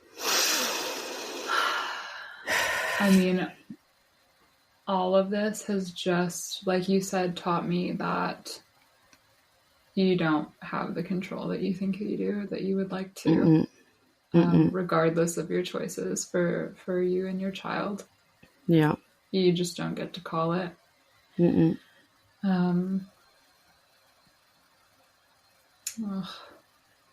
Yeah. I said to my OB the other day, I said, I'm, considering surrogacy because when they cut me in the cesarean, they cut my T-incision, my uterus is, I can now never go into a natural labor because I would have uterine rupture and me and my baby would die. Yeah. So I have to only have cesareans, which I'm fine with. But I said to her, maybe I just go surrogacy. And she said, Rochelle, just because you have a surrogate doesn't guarantee you a baby. And I thought, fuck. You're right. Like, they have the same odds as us. Yeah. Like, and I was like, okay. Yeah, it's fucked. It's so true though. Like I just need, but it at first, like, whilst I thought that, well, that's pretty intense, but I was like, I just got to go day by day. And I've always said to myself when I was pregnant with Milli, I trust my body and I trust my baby. And, she showed me that I can have a 39-week pregnancy and I grew her and she was here and she was perfect and beautiful and she just wasn't able to stay here. But, you did it, though. You brought her all the way. Yeah. And so I know that, I can do it again. And surrogate or not, whatever journey we go on, it's like, whether if we're meant to have earthside babies, we will, and we can't control it, whether we carry it, whether someone else carries it, it's like so out of our control. And I'm so sorry you experienced that. I can't even, like, the trauma of, just you went in for her birthday and it just all went downhill like this, and then you were asleep and then you missed parts and then your partner had to experience that, and then it's just fucked. It's just like there's not any silver lining in any of it, like not a single fucking second of silver lining. No. And I mean, I do think that we've managed to, like, pull a lot of beauty out of this, and I think that Nora has taught us to pull a lot of beauty out of this. No silver linings, absolutely not, but I am really grateful for, I think, childbirth regardless of outcomes, but particularly in instances where it's complicated and it doesn't go the way that you're expecting it to go, which maybe is all birth. I don't know. It's like, tell me someone who got exactly the birth story that they wanted. I just think that people that go through that together, I know this to be true for Sean and I, like, we transcended into, like, another level of love. Like, you think that you're a team before. Yeah. And, like, absolutely. We are now. And I know that that was going to be the case whether or not, you know, we had a living child, but that gives me goosebumps. Yeah, to be in the space that we're in and to have gone what we've gone through, and now learning to co-parent a child that isn't here and trying to figure out what that looks like for us is like, he's so strong. And we collectively are so strong. It's so nice. Yeah. And that's not the case for everyone. I wouldn't believe, you know, like there's a lot of people that wouldn't be able to pull through together, you know. That's true. I do feel like, you know, Dylan and I are blessed to have, but last week I was not a good person to be around, and, you know, we were fighting, and I was like, whoa, like we need to pull this together or it's going to pull apart, you know, and it takes work. This could break you. Absolutely. If anything it could break you, you're right. Yeah, I can see that. So it takes, you know, two really strong people to continue to love and respect each other in what is the worst possible story of your life, the worst possible chapter ever to happen. It takes two really loving and respectful people to keep it together. You ever just have people tell you like, oh, you guys are so strong, and you're like, I wish we could just be weak and still have our baby. You know, like I wish I could kind of be like really flimsy in character but still have my child. Like I wish I didn't have to be strong. I know. Actually. It's like, why was I chosen as this person? It's not, I don't want it to be my story. No, I know. What I will say is that we had a gorgeous daughter, and she was perfect in every single way, and I am so grateful that she chose us to be her parents. And just those, you know, we only got to spend a few hours with her when I was in recovery. Like I was still just like in the recovery bed outside of surgery, like curtains for walls. And they brought Nora to us, and she just looks so much like both of us. It's wild. It's so wild. I love that. And I just like, you know, they're like, you had a little girl, and it's like I felt like I knew who she was the whole time. It was like, I'm looking at her. I have her photo right here. She's with me. I just looked at her and I was like, of course it was you. It was always you. Yeah. That was in there and kicking me and being my sidekick at like all those insane weeks of work that we went through together, and just everything.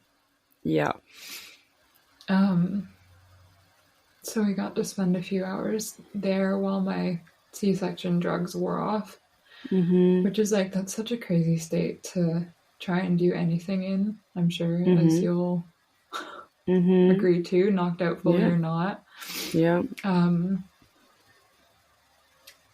And just like, in so much shock, but also like this really beautiful bubble of love. And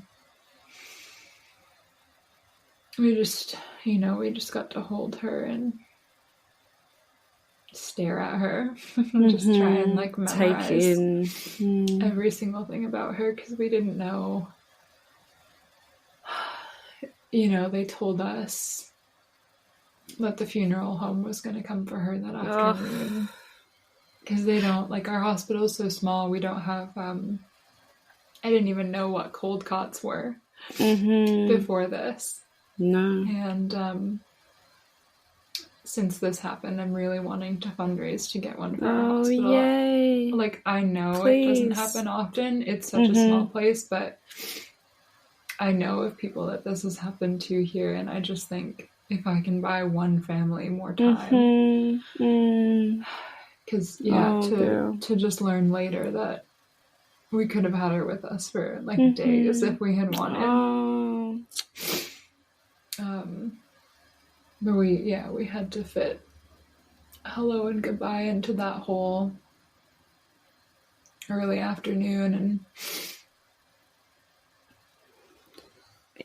please, if you create a link, 100% create a link of some sort to raise funds for that, and we can put it in the show notes and we can share it. And because that's, you know, like, so special to have, you know, a Nora cold cot in your hospital, you know, imagine that. Yeah. It's just, do they have, like, here we have a thing, I think it's just actually Brisbane, Queensland, I'm not sure if it's Australia-wide, but they had something called Hummingbird House, which is a house where not just babies but kids can go to, and the families to spend time with them, whether they're either really unwell or have passed. Is that not an option in your town? Is there anything like that in Canada? No, I'm sure in larger centers that there is, and I know, you know, in a similar vein, but not quite, like, you know, we've got like Ronald McDonald House and all those things that support families. Okay. Yeah. But we don't have like dedicated, at least around us, we don't have any dedicated facilities where you can go accompanying your child. Yeah. So we kind of had to do it all there. And we just, you know, took turns holding her, and Sean got up in bed with me, and we just, I mean, oh my God, the photos that we took are so bad. Like, just like, I mean, it's like horrible fluorescent lighting and everything. There's like meal trays in the background. And I look back now and I'm like, oh my God, you know, Sean and I are both photographers. Sean in a semi-professional, no way. You know, capacity, and like we took terrible photos. Thank God the nurses, I mean, we're just like crying and we're like shaking, trying to hold the camera, and I just, but the nurses took some really beautiful photos of us for her. That's just so like, nice. Just like every angle that they could think of, and like wrapped up, and they had diapered her for us, and like wrapped her in this little receiving blanket that was knit by one of the nurses' moms. Yeah, and we got to, she makes them for the babies, and they have little matching hats.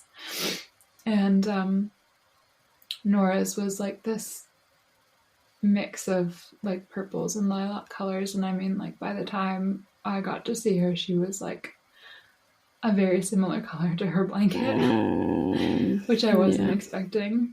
You know, when they asked if I wanted to see her, I was really afraid of what she would look like, because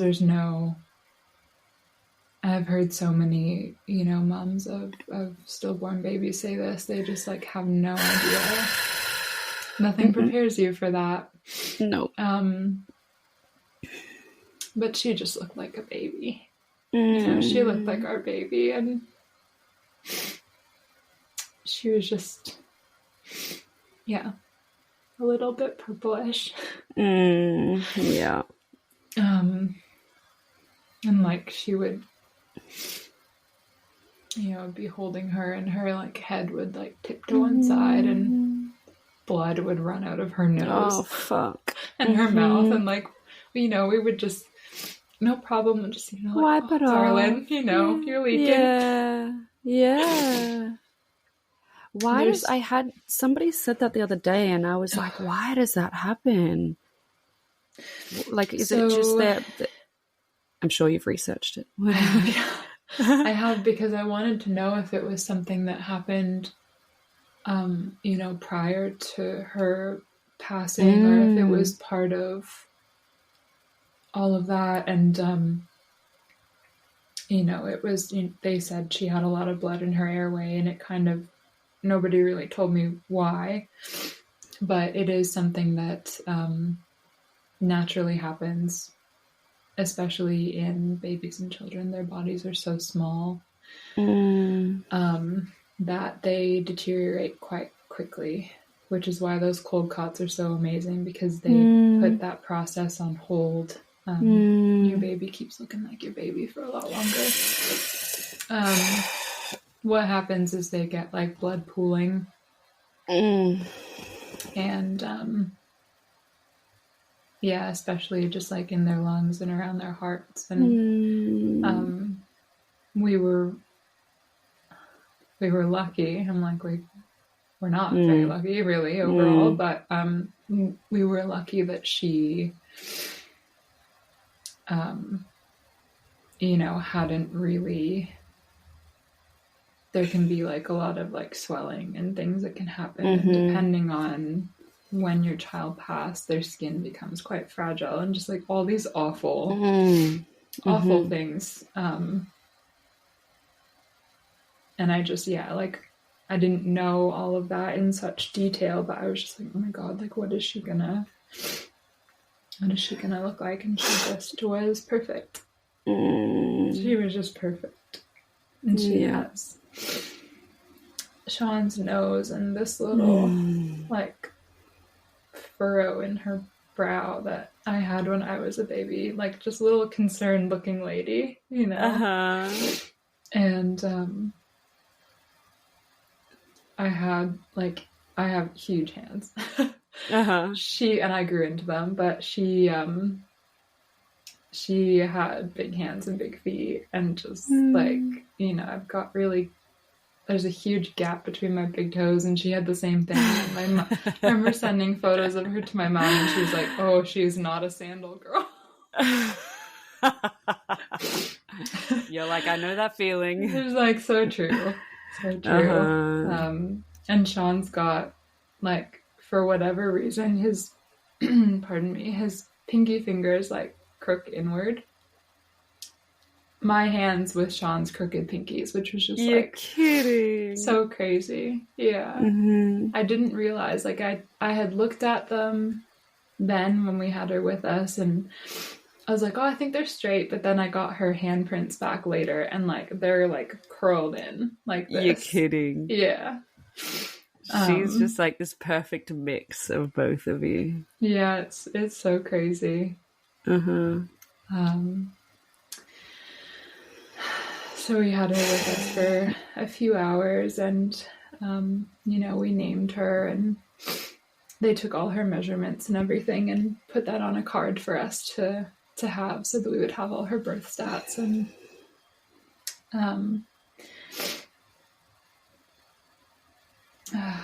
the funeral home here is, you know, really beautiful. It's run by a local couple, and they in instances of, you know, children and babies and things like what happened to us, they take care of everything. So Gary, our funeral director and one of the owners, he came to get her, and he was just like, he's such a beautiful man. Like, he was so kind. I just remember thinking, like, you are in the right job. As such a, you know, I looked at him. I looked at him when he came and introduced himself, and, you know, he was like, I just want you guys to know, like, I'm here. You have all the time that you need to, like, say goodbye. And he brought a blanket that his wife had crocheted for her, and I just remember looking at him and saying, like, you have a hard job. Yeah. And all the nurses were standing in behind. They're all crying. Yeah. I'm looking at all of them like, you have such a hard job. And he goes, yeah, some days. You know? Some days it's hard. And you know, we said our goodbyes to her, and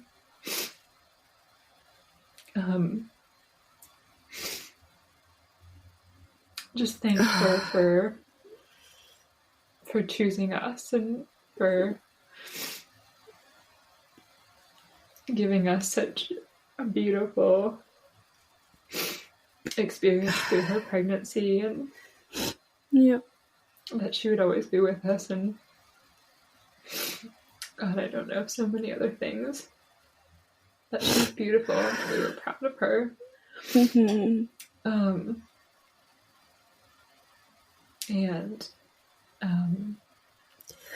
you know, we traded him blankets, so we have the one that she was in the hospital.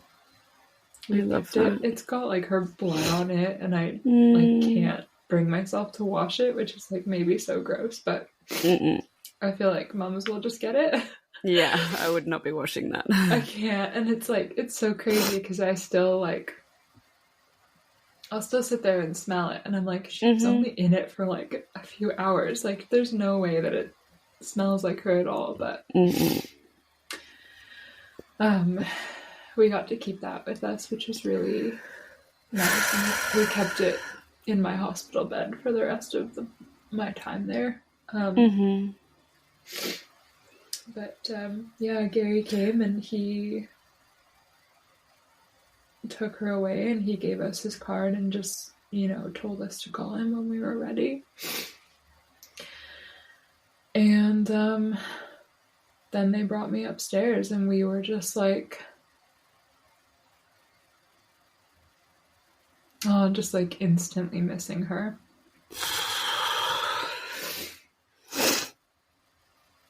And I mean, I think so many women going through your pregnancy, you've had your baby inside of you for however long they were, and you've gotten used to that feeling, and especially like, you know, she was full term. You instantly,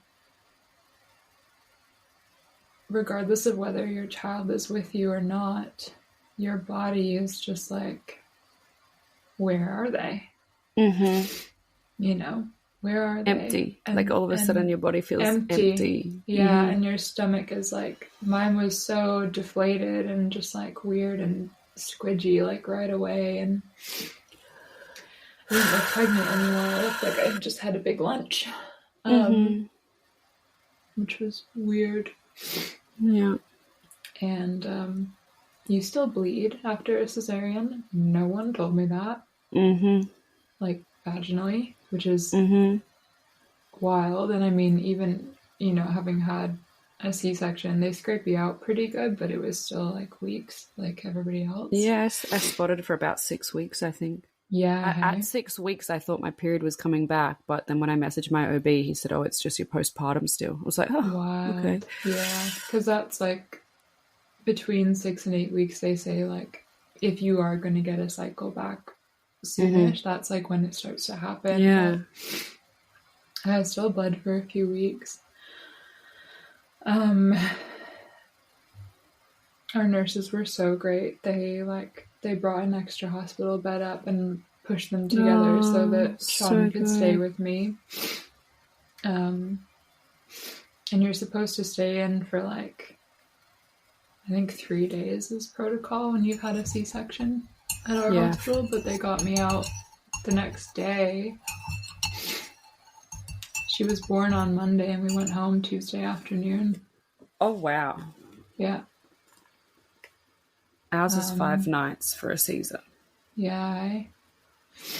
I mean, I got home and we wanted so badly to be home, but I got home and I was just like, I don't know if I should be here yet, but like the hospital just felt not an okay place to be.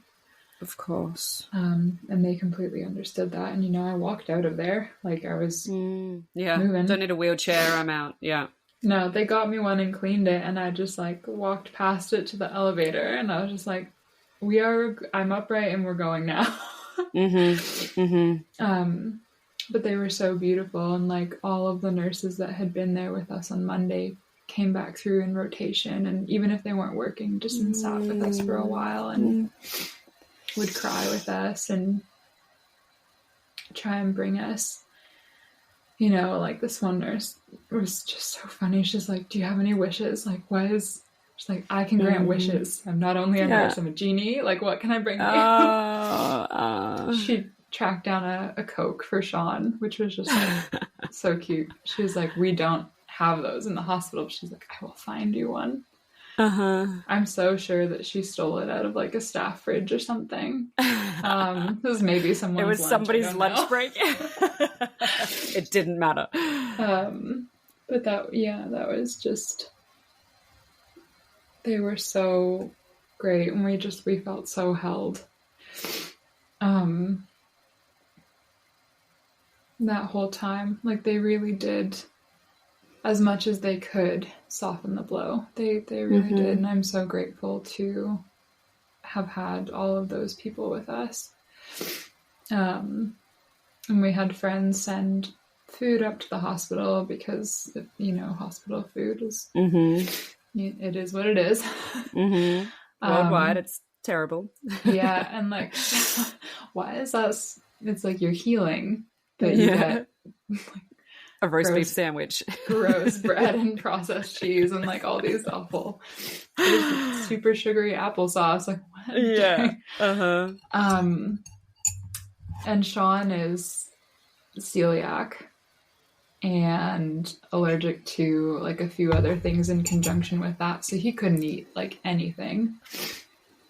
So we had friends send us up like a big bag of like fresh produce and all this goodness. And then my friend Nat, who is also my boss, Sean had phoned people. We're a funny little work family. So I work with Nat in her company. And my partner Sean works with her husband Dawn. They work for the same company. No way. Yes. This is the kind of town we live in. And I guess, Sean obviously had to phone in to one of his bosses and just say, look, this is, because it was before her due date. He's like, Kaitlin went into labor. This is what has happened, and I'm not going to be into work because kind of thing. He was still working, and you didn't tell him till like 5 a.m., and I'm assuming he was meant to go to work that day. Yeah, like I do think he got in touch with people that day. And I mean, people would have just assumed at that point, like I was so far She's along, in labor. It was any day now. Yeah. Yeah, they were actually like betting on when we were going to have our baby in his office. But he had let them know, and I guess word kind of trickled down enough that Nat's partner Dawn had heard, and they just were there like a Tuesday morning. And the nurse came and she's like, there's a woman here to see you. She's like, I don't know. And I just knew it was Nat.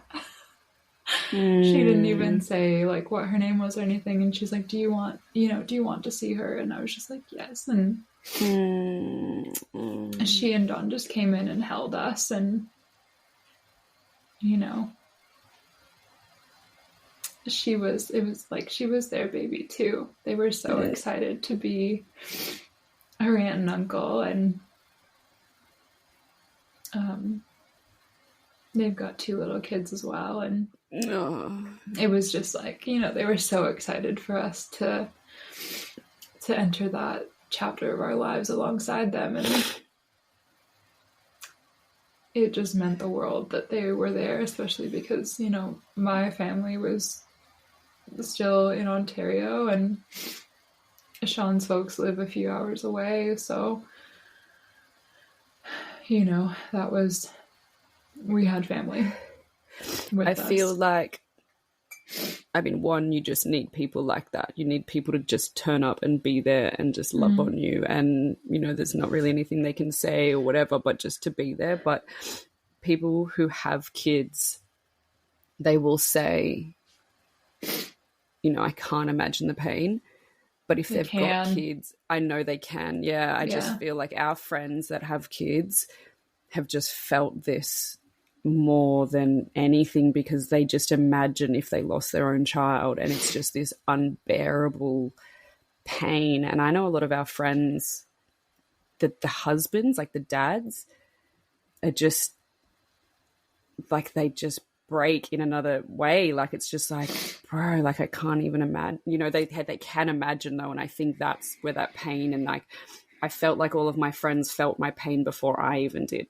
Like, everyone was just heartbroken, and I was like, just in a fucking blur. I don't know. I didn't even feel You're real. In shock. You're in shock, yeah. And I just, you don't know which way is up. Mm-mm. But I'm so glad you had those friends there for you that, you know, were able to just hold space for you. And were you guys able to have like time off work? What did postpartum look like for you, and, you know, the time that followed? Yeah, we so Sean was meant to get a month off with me from work, paid, and he did. Amazing. He did get that. Yeah, his company is. That's phenomenal. They took really good care of him through this. Those early days, and I still got. If you're working full time for an incorporated business in Canada, and you've been working enough hours prior to, delivery, we do have a maternity benefit here. It's 15 weeks of maternity benefit. Amazing. It's for mothers, so that's paid. It's like 55% of your wage.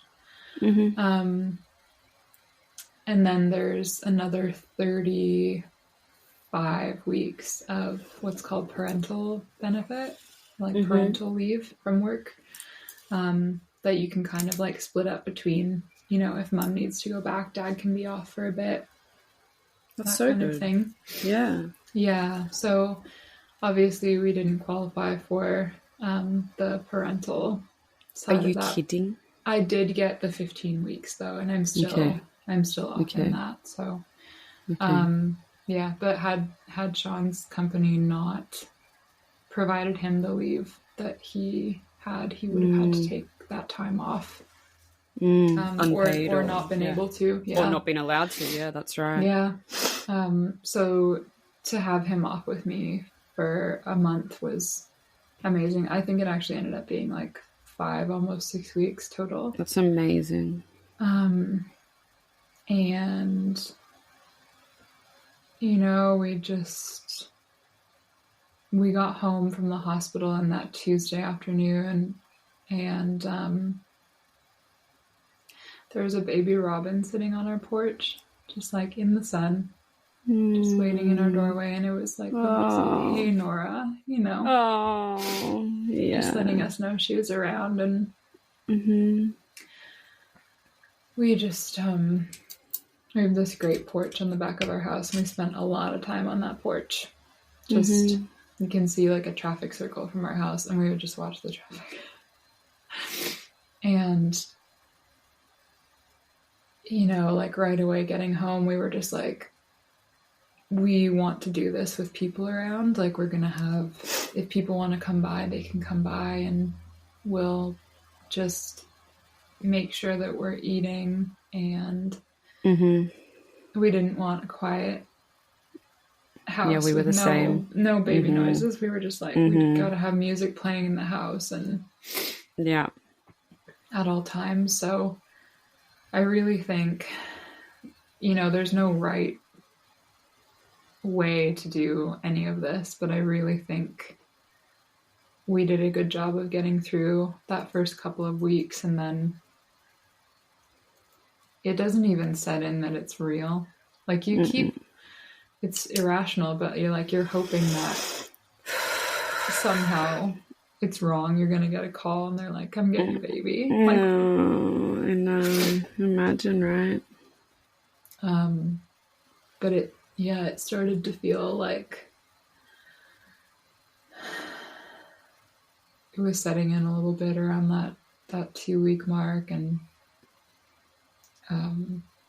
my family came from Ontario. They had planned to be out here with us for a little under 2 weeks. after Nora's birth anyway. And so, Mm-hmm. you know, they were like, do you still want us to come? And we were just like, absolutely. And it had been a year since I had seen them because I don't get home often enough. Canada's a really big country. It's pretty expensive to fly across it. And there's always an excuse not to. And it just ended up being a while that I hadn't seen them. And just when we were feeling like we didn't know how we were going to do it, they were here and just got to spend lots of time with them. And, you know, we were out like hiking and stuff, and there were a couple days, like I was only 3 weeks postpartum with a C-section, and I was just like, what am I doing? Like, yeah, things that had seemed like, you know, shorter, easy hikes before, like even pregnant with Nora, were just like, I would get back to the car and be like, that was probably, that stupid. Now feels like it was too much. Yeah. Yeah.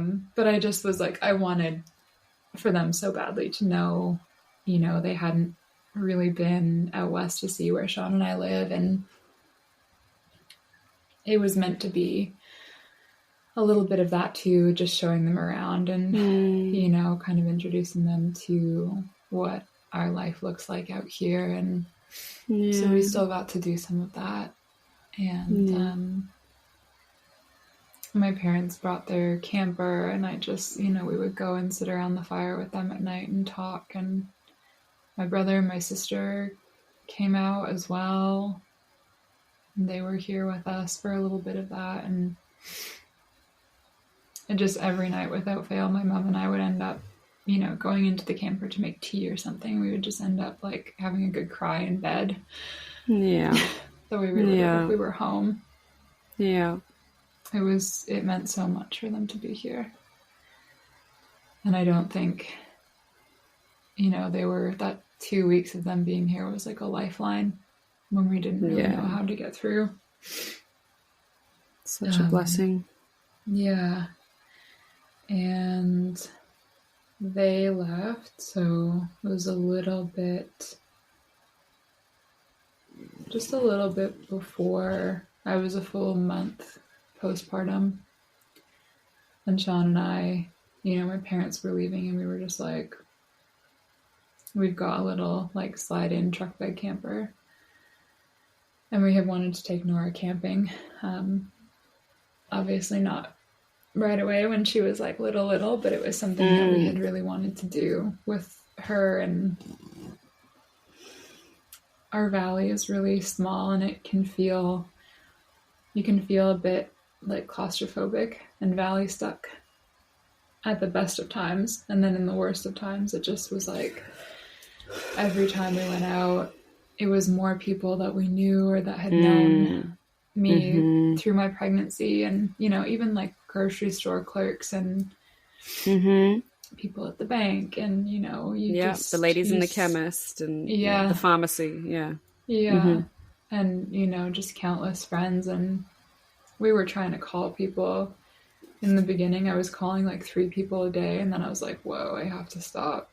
I have to slow this down, because there's only so many times you can handle like listening someone's heartbreak for you. So we just said, you know, we got to get out of here. And the day that my parents headed back for home, we threw all our stuff in the camper and went down to Montana for 10 days. Neither of us had been before, and it was just really nice to get out and see some new sights and just get away with complete strangers who had no idea, you know. And yeah, it was, I mean, we brought Nora with us, like we got her ashes back. We had been able to go and see her at the funeral home prior to her cremation, which was... You did? Yeah, we did. So we were able to go and kind of have a little more time and not be so it was really great to have that time not being so in shock and like me full of pain meds, and you know, we're just like, oh, okay, like this is what's happening. And it was really great to go. And I mean, it was like at the funeral home, but they brought her to us and we just got to sit with her on our own for probably about an hour. And she had, you know, they keep them in cold storage there, so she started to defrost a little bit, and then we were just like, okay, it's, you know, it's time. And then you have to walk away from them again, hand them over again. Yeah. But that was really, I'm really glad we got to see her again. It was just without a doubt, you know, when Gary called us and we were trying to figure out all the decisions that you have to make, you know, cremation or burial. And he's like, would you like to come and see her again? And we were just like, absolutely. So we did get to see her, and she was cremated. We went to go and get her ashes, and they like gave her to us in a gift bag, which is just like so fucked up. That we're leaving the funeral home, we've like got this gift bag, and we're just like, okay, Nora, you know, we're gonna put you in the car now. Fuck. It's like so not how we imagined bringing our baby home.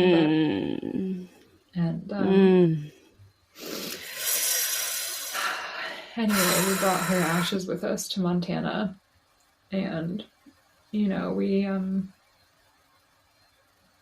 ever since that night that we got home, we've been lighting a candle and just, you know, we say goodnight to her and we tell her about our day and all the ways that she appeared for us that day. And we just say thank you and, like, keep coming back to us.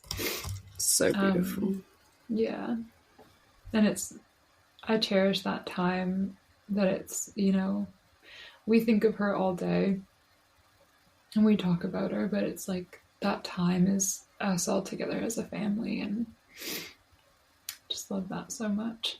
It's so special. And like, I truly believe that they are with us all day. And I actually read something really beautiful the other day, and it said, in the moments that I don't feel you with me, I know that you're holding somebody else that needed you in that moment. Oh. And I was like, how nice is that? Yeah. Like, if you know, if I go for coffee and I don't feel like she's with me, well, maybe she's with Dylan because he needed her in that moment. Or I just, yeah. I loved the rainbow that you sent me the other day. Yeah. On was that her 2-month birthday? 2-month birthday. Yeah, we were like, I mean, I'm not a religious person. I would call myself spiritual for sure. I do feel really connected in that way. I'm also like a really scientific, rational person, so there's a conflict there. And I just think, I'm like, yeah, you know, like, it's September, it's like, it's October now, and here that means that it's rainy season, so it's like, yes, it's raining all the time. Yes, there are rainbows, like, that's, you know, but that's how she's showing up for us right now. And it took me some time to speak about her birth, you know, publicly. We thought we called everyone that, you know, we would want it to hear from us firsthand. And of course you post something and then you realize like how many other people there are by degrees of separation. You're just like, holy shit. But since I, you know, made that little post just kind of letting people know why they hadn't seen our baby. I mean, we were so like private through, Sean and I are not really big social media people, and we were so private through my pregnancy. I didn't even announce her, like my pregnancy with her, until I was 35 weeks. Right.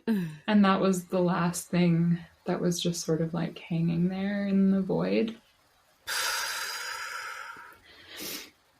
And, you know, nobody, well, I say nobody asks. I was getting a lot of messages being like, okay, like it's been 2 months, like what's up with your baby? Like, how's your baby doing? And people just assuming that we're just like taking this time for ourselves. In your you baby have to let bubble. them know.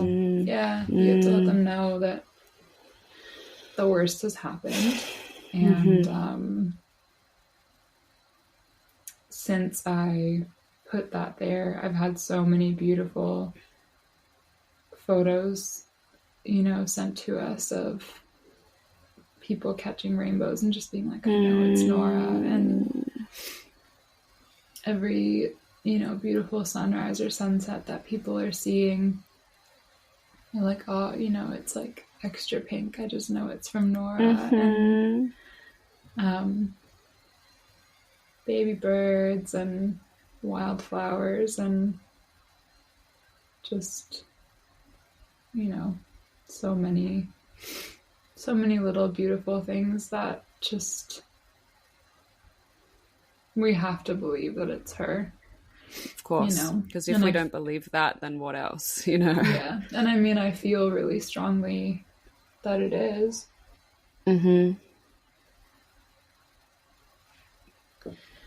So she's we just got so many signs, especially in those early days, but I really do feel like we see her every day, and she's just such a strong little lady. They're so brave. They're the bravest, strongest, most beautiful little things ever. Like I just, you know, I think about her when she was in your belly, and I just hate that that's what happened. I hate it. Yeah, me too. Little Nora.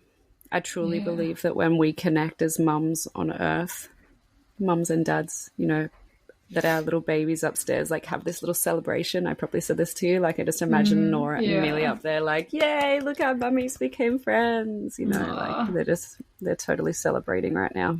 Yeah, God, I hope so. Our July babies. I know. I just don't understand how it's October already. It doesn't make sense. Like that's... I honestly, the first 10 weeks is a blur. Time has just been going so fast, and yet like each individual day is so slow right yes now. It's like COVID made time really weird for everybody, and I feel like this is like another layer of the same thing. Like I just don't feel like I'm experiencing time in a normal fashion at all. Yeah, I agree. We were the same in the hospital. We were like, that week felt like forever, and yet went like that as well. Like it was like we forgot we had a home. We forgot we had animals. We live here now. I didn't leave the hospital for 7 days. Like I went in to give birth on the Friday, and Milli, I went in at like 6 a.m. on the Friday morning, and Milli passed away 8 to 9 p.m. the following Thursday. I didn't have fresh. I didn't leave that building that entire time. Like, talk about life and time not being of. But, yeah, I feel like there's nothing even. There's just shit. I feel your heart, and I feel your heaviness, and I feel like even though we are literally across the world from each other, I feel like we're right there with each other. And I love that you reached out to me. I love that we have little July angels together. Yeah, me too. I mean, I don't love it, but I love, you know.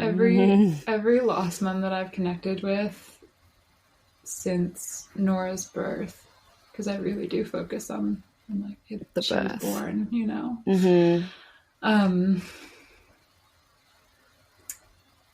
almost every lost mom that I've connected with in that time has said some iteration of like, I wish I didn't know you. Because if not for our baby's passing, there's no way that we ever would have connected. You know? Absolutely. And it's people all over. There's I think there's another account on Instagram. It's called like the worst girl gang ever. Yeah, you sent me. Yeah, it is the worst girl, and I think they say like the worst girl gang ever with the best mamas ever. You know, whatever. But it's like it's so shit, and I just hope that, you know, by sharing our stories, it starts to become. I didn't think people would listen unless perhaps they'd lost a baby, but I feel like people are listening. Like you know, like we did before the birth of our child, we research and we watch and we prepare for all the different labor scenarios or the parenting, you know, whatever. But, you know, it needs to be talked about more because it's way more fucking common, and not that it will be any less traumatic when in the scenario, because we still will think it's not going to happen to us. You know, I love that potentially there's a movement of dads talking as well. You know, I got to interview a dad yesterday, and I interviewed Dylan the other week, and I had a dad reach out to me on Instagram thanking me for interviewing Aussie men because he's on the other side of Australia and he feels less alone by just hearing Dylan's story. And it's like, man, there's so many of us going through this, and we just have to band together. You know, because we're not alone. And it's a very fucking lonely place if we don't connect and just stay in contact with each other and share our babies. And I really, really, really hope that you start something to raise money for the cold cot, because I will for sure share the shit out of that. Thank you. Yeah, I haven't formally put anything together for that yet. I am signed up to do a run, which feels really crazy because I am, like, how many weeks postpartum am I? 10? Yeah, I think we're 10-ish? Between 10 and 12-ish. 9, 10? No, yeah. 11? I don't know. Maybe. It's all blended into one. I don't know somewhere what day it is. We're somewhere. We got organized enough to record this, and that's all I know. With different time zones, mind you. It's like midday here in Australia. I know. You're like yesterday. It's so crazy. Wild. I love it. But you're I doing did a run. sign up. I'm doing a run. I haven't run in like 5 years. I used to be quite the runner, and then I got injured and just kind of like let it go. But I've signed up to do a run on October 15th, which is our holiday as lost moms, which I had no idea was a thing. But it's like, you know, October is like pregnancy and infant loss awareness month. It is. October 15th is like the designated day. See, I didn't know that. We learn these things. I'm sure it's international. I know that October is an international thing, but yeah. There's lots of events and things on the 15th. And as it happens, it's for an organization. It's called the Butterfly Run. Butterflies are like the symbol for how beautiful loss, child and infant loss. And this is the first year that they're doing it in Kelowna, which is kind of like the nearest bigger city close to us. And it just feels like so serendipitous that like Nora was born. This is the first year they're doing it. You know, I've felt kind of, I don't even know what the word is, adrift. I feel like I have nothing tethering me to reality right now. So having something to focus on training for, although I just started running like 2 weeks ago. My goodness. Yeah. How many kilometers is it? Oh, it's 5. You're in miles.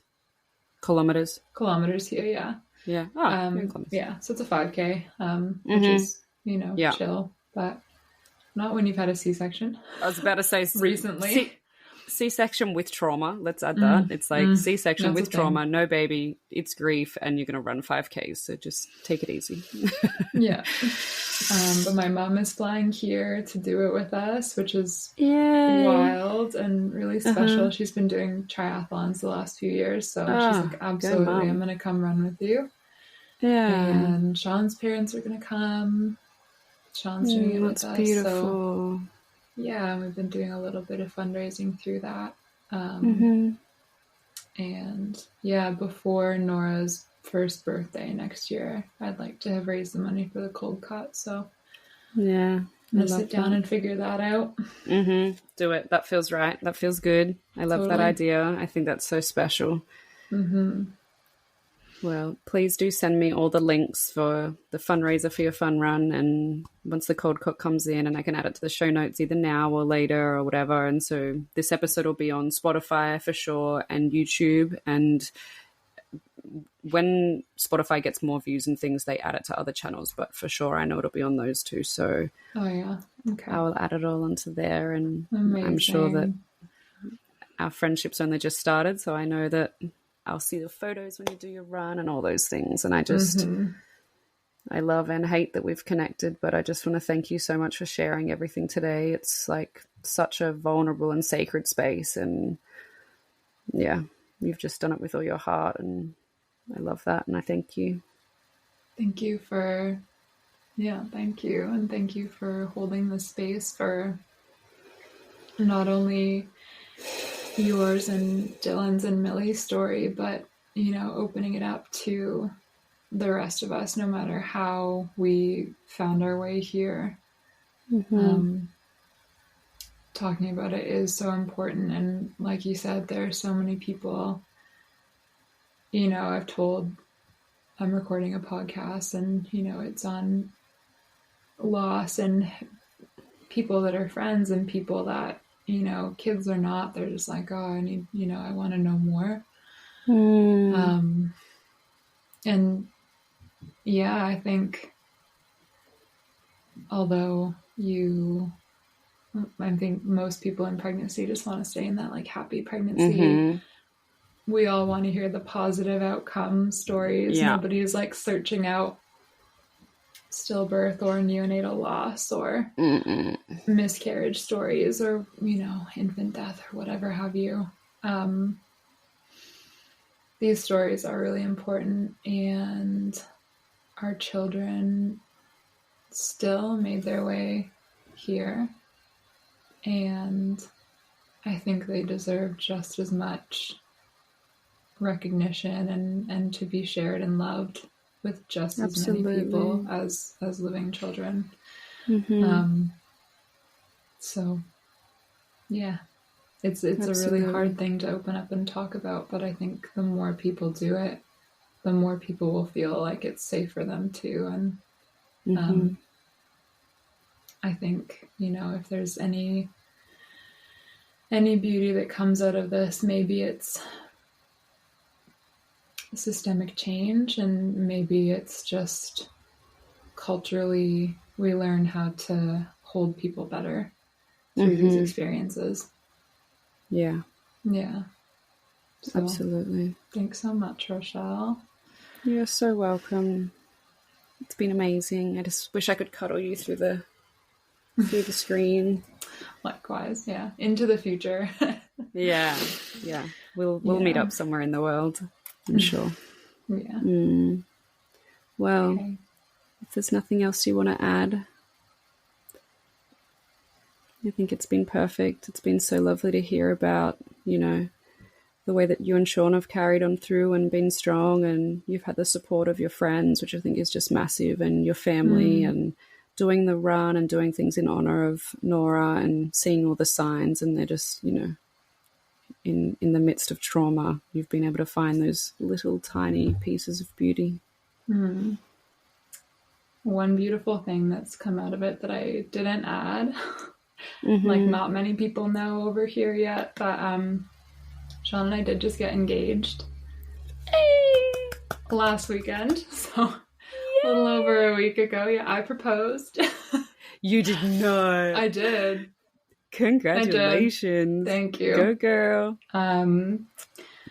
So it's, Go you. I didn't want it to get, thank you. I didn't want it to get lost in everything that has gone on and everything that we're moving through right now. But I think it's just, my mom was saying, she's like, it's not going to get lost. It's just part of your story. And it's something really beautiful that we can share with people.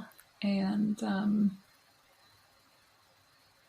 yeah, I don't know. It's beautiful. That's like you said, it's like you said, she brought you guys together more. She showed you how much love you have for each other. Yeah. And like we knew that, and it wasn't that we needed to get married or that, I thought about waiting for Sean to ask or whatever, but it was like, I just wanted him to know that we've been through this thing, and it's like, we're so solid. Oh, I love it. Yeah. It's amazing. It's so good. So that feels like a good thing to end on. Yay. Perfect ending.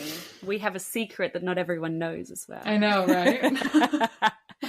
Well, the podcast will be launched not this Sunday, but the one after, so you might need to tell some people before I might or might not. I'll just be like, you should listen to the podcast. Yes, and then you'll know if they listen to the end, because 100%. Yeah, even though it's been like 2.5 hours. I know. I told you. We can't stop talking once we talk about our babies. Okay, well, thank you so much. And You're welcome. We'll definitely stay in touch. Yeah, sounds good. Thank you so much. Okay. Bye, lovely. Bye. Bye.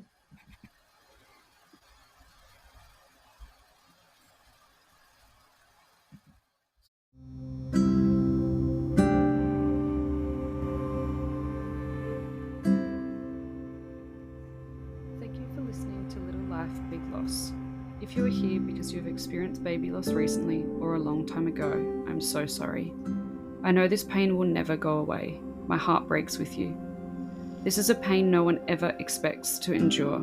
Or maybe you are listening because you have just found out your baby is unwell in utero and now you have some really hard-hitting decisions to make. I am, again, so sorry. These are decisions no parent should ever have to make. I hope these podcasts can lighten the load just a little bit in ways to help understand what the road ahead might look like and what your options are. Remember, you always have options. It is your body and your baby. If you have never experienced the loss of a baby and you are here to learn, thank you. We want to be heard and listened to. You will help someone somewhere with the knowledge taken from these podcasts. If any of today's conversation has triggered any uneasy emotions for you, please contact Lifeline on 13 11 14 or lifeline.org, another organisation working specifically with pre- and postnatal depression and anxiety is PANDA. You can find them at panda.org.au.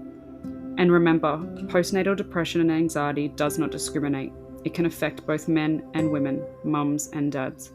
Please seek help from your GP, a psychologist, your local hospital, a midwife, obstetrician, Lifeline, or PANDA.